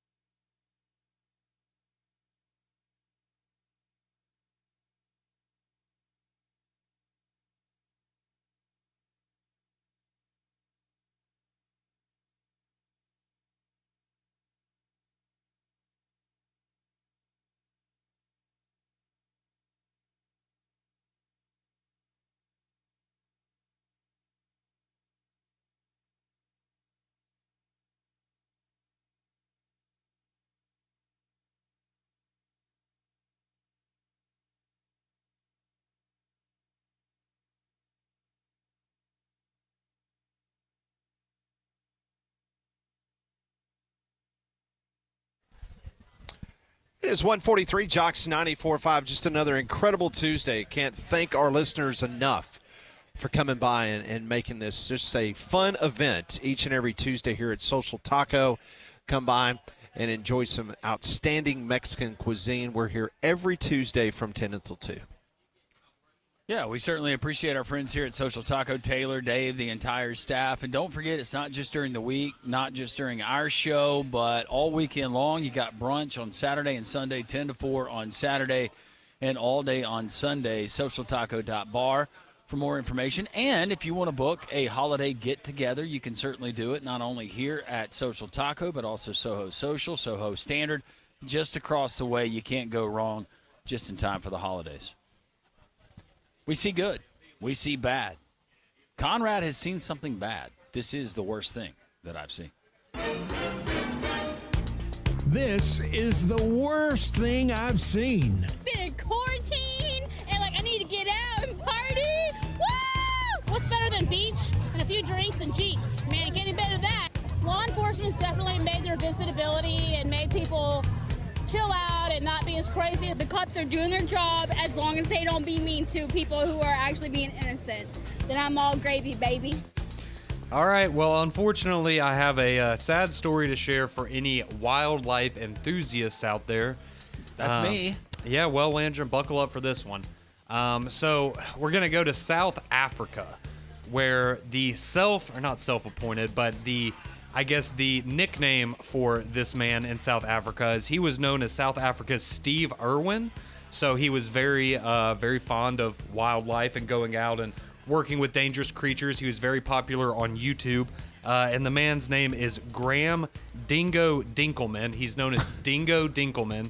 Okay. Yes, that is his name on YouTube, where he had over 100,000 subscribers, had over 500,000 followers on Instagram. And, you know, if you're familiar with Steve Irwin, he did a lot of the same things, you know, working with crocodiles, dangerous snakes, just, you know, a bunch of dangerous wildlife. And so, unfortunately, we have found out that around a month ago, while Dingo Dinkelman was out working with snakes in South Africa, he was actually bitten by a venomous green mamba, which is one of the most venomous snakes in the world. He had been bitten by mambas in the past and been able to power through, but unfortunately, over the last month, his health deteriorated and he passed away this past weekend after suffering from the green mamba bite. So very sad news and very similar. A lot of people obviously drawing parallels to what happened with Steve Irwin. Of course, we remember back in the 2000s when he was stung by the stingray. Broke my heart. And that ultimately is what led to his passing. And now a similar situation there in South Africa. So yeah, just a very sad story all the way around. He was 44 years old. He was very, very popular on YouTube. His videos were getting over 3 million views each and every month. And he had recently posted videos of him working with other poisonous snakes, including different kinds of cobras and things like that. And unfortunately, this time he was handling the green mamba, it got the best of him, and unfortunately led to his passing away this past weekend.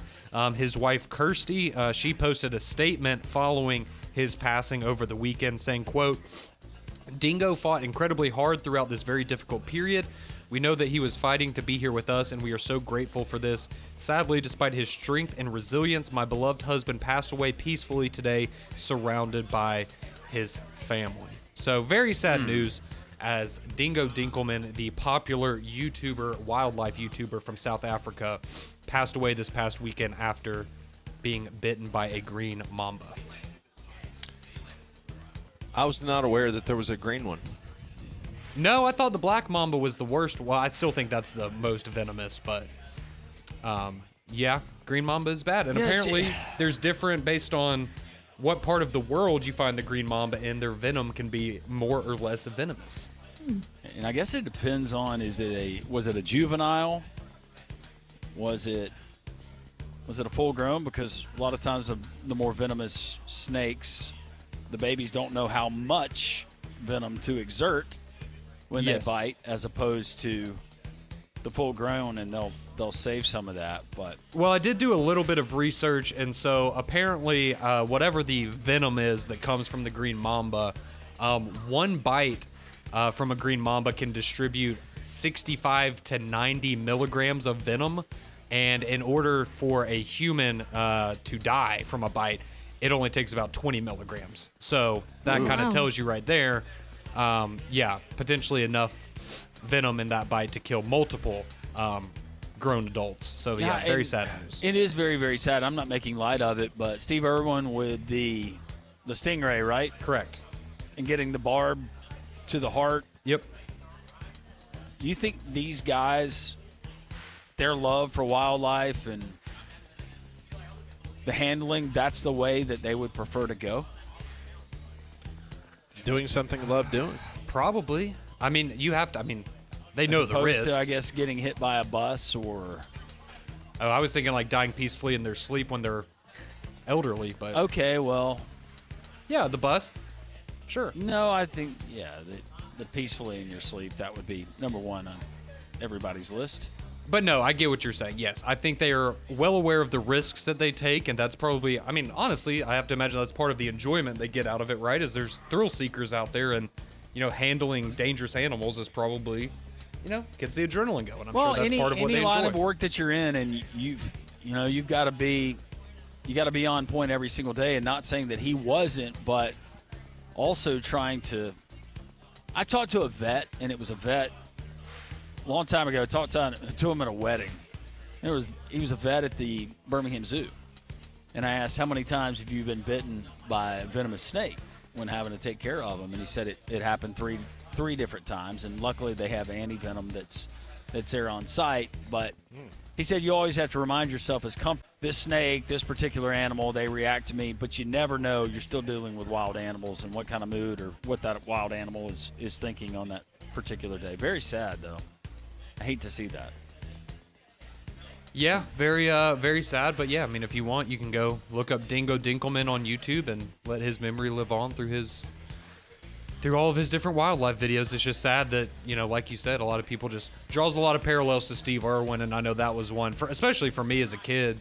When that happened, I was I guess about 11 years old, and that one that was a shocker for sure. You guys probably don't remember, but there was a great Saturday morning show. It was Husky and the Dingo. Yes. Not familiar with that one. Oh, yeah, that was outstanding. Saturday mornings on Jocks. Husky and Dingo. Oh, you're talking about here. I thought you were talking about on like what y'all watched when you were eating cereal on Saturday morning. No, it was Saturday mornings. It was Saturday morning radio show. It was Jocks Game Day, and That's right. It was me and Pat, Husky and Dingo. I was Husky, he was Dingo. And that came up, I think it was Mike Griffith who went to a Georgia-South Carolina game, and he talked about the Carolina dog. Yep. And then it just kind of grew from there. Yeah, it kind of grew from there. Is that what started your partnership with Hewitt Trustful? They saw the Husky nickname, and they said, wow, we have a gig for you. I think I already had that gig before the nickname. It just worked. Yeah, it did. The Dingo. We need to bring that back. Husky and the Dingo. You got time on Saturdays? I don't. No, I do not. I was referring to the name. I was not referring to more work. I'm good. No, I'm good. I was not referring to that. That was back when I was a young man. Yes, you and I both.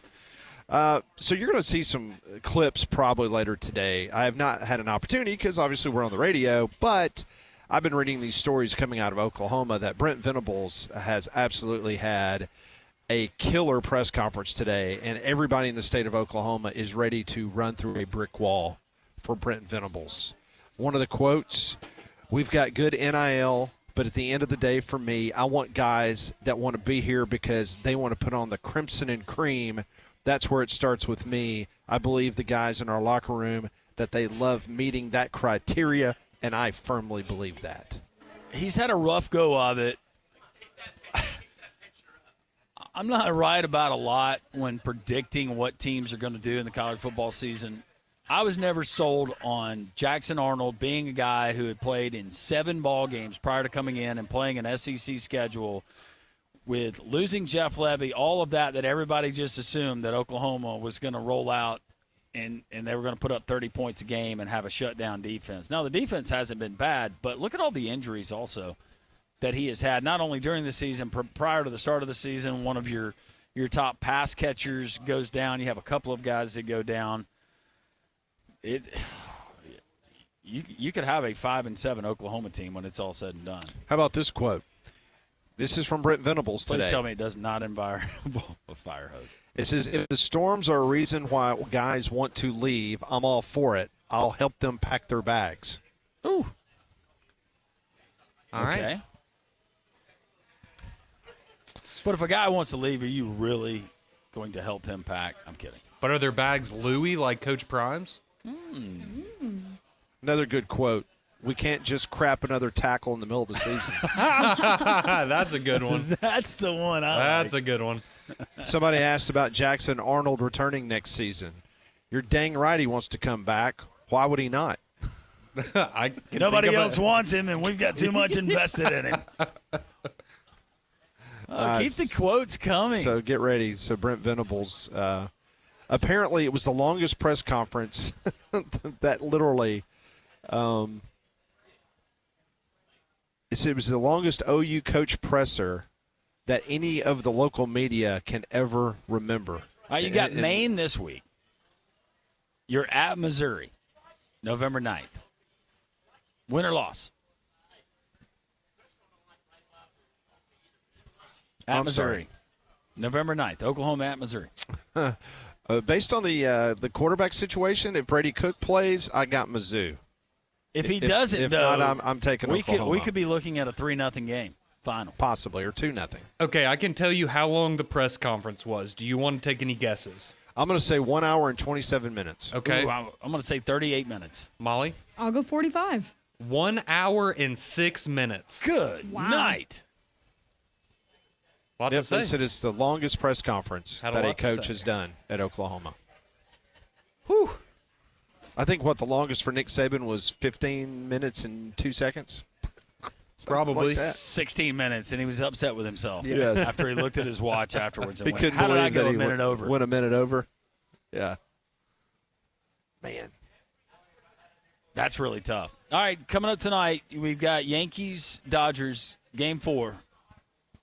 Win or season's over for the Yankees. You like the Yankees tonight, Conrad? Yeah, one game at a time. It's all right in front of them, Landrum. Okay. Pat? The Dodgers. Yeah, Pat better hope the Dodgers are winning. Somebody did ask on the text line, Pat, do you have a favorite tonight in the college football schedule? Let me take a look. Quick gander here. I think we've all written off FIU by this point. I like Louisiana on the road. Okay. And the points on the road against Texas State. It was 4, was it not? It was. I'm going to see what it is now. It's still 4. Yep. Give me the points in Louisiana. The Raging Cajuns, 6-1, 3-0 in conference play. That's going to do it for us. We appreciate all of our guests today. Appreciate all of you, all the fine folks here at Social Taco. Paul Feinbaum, the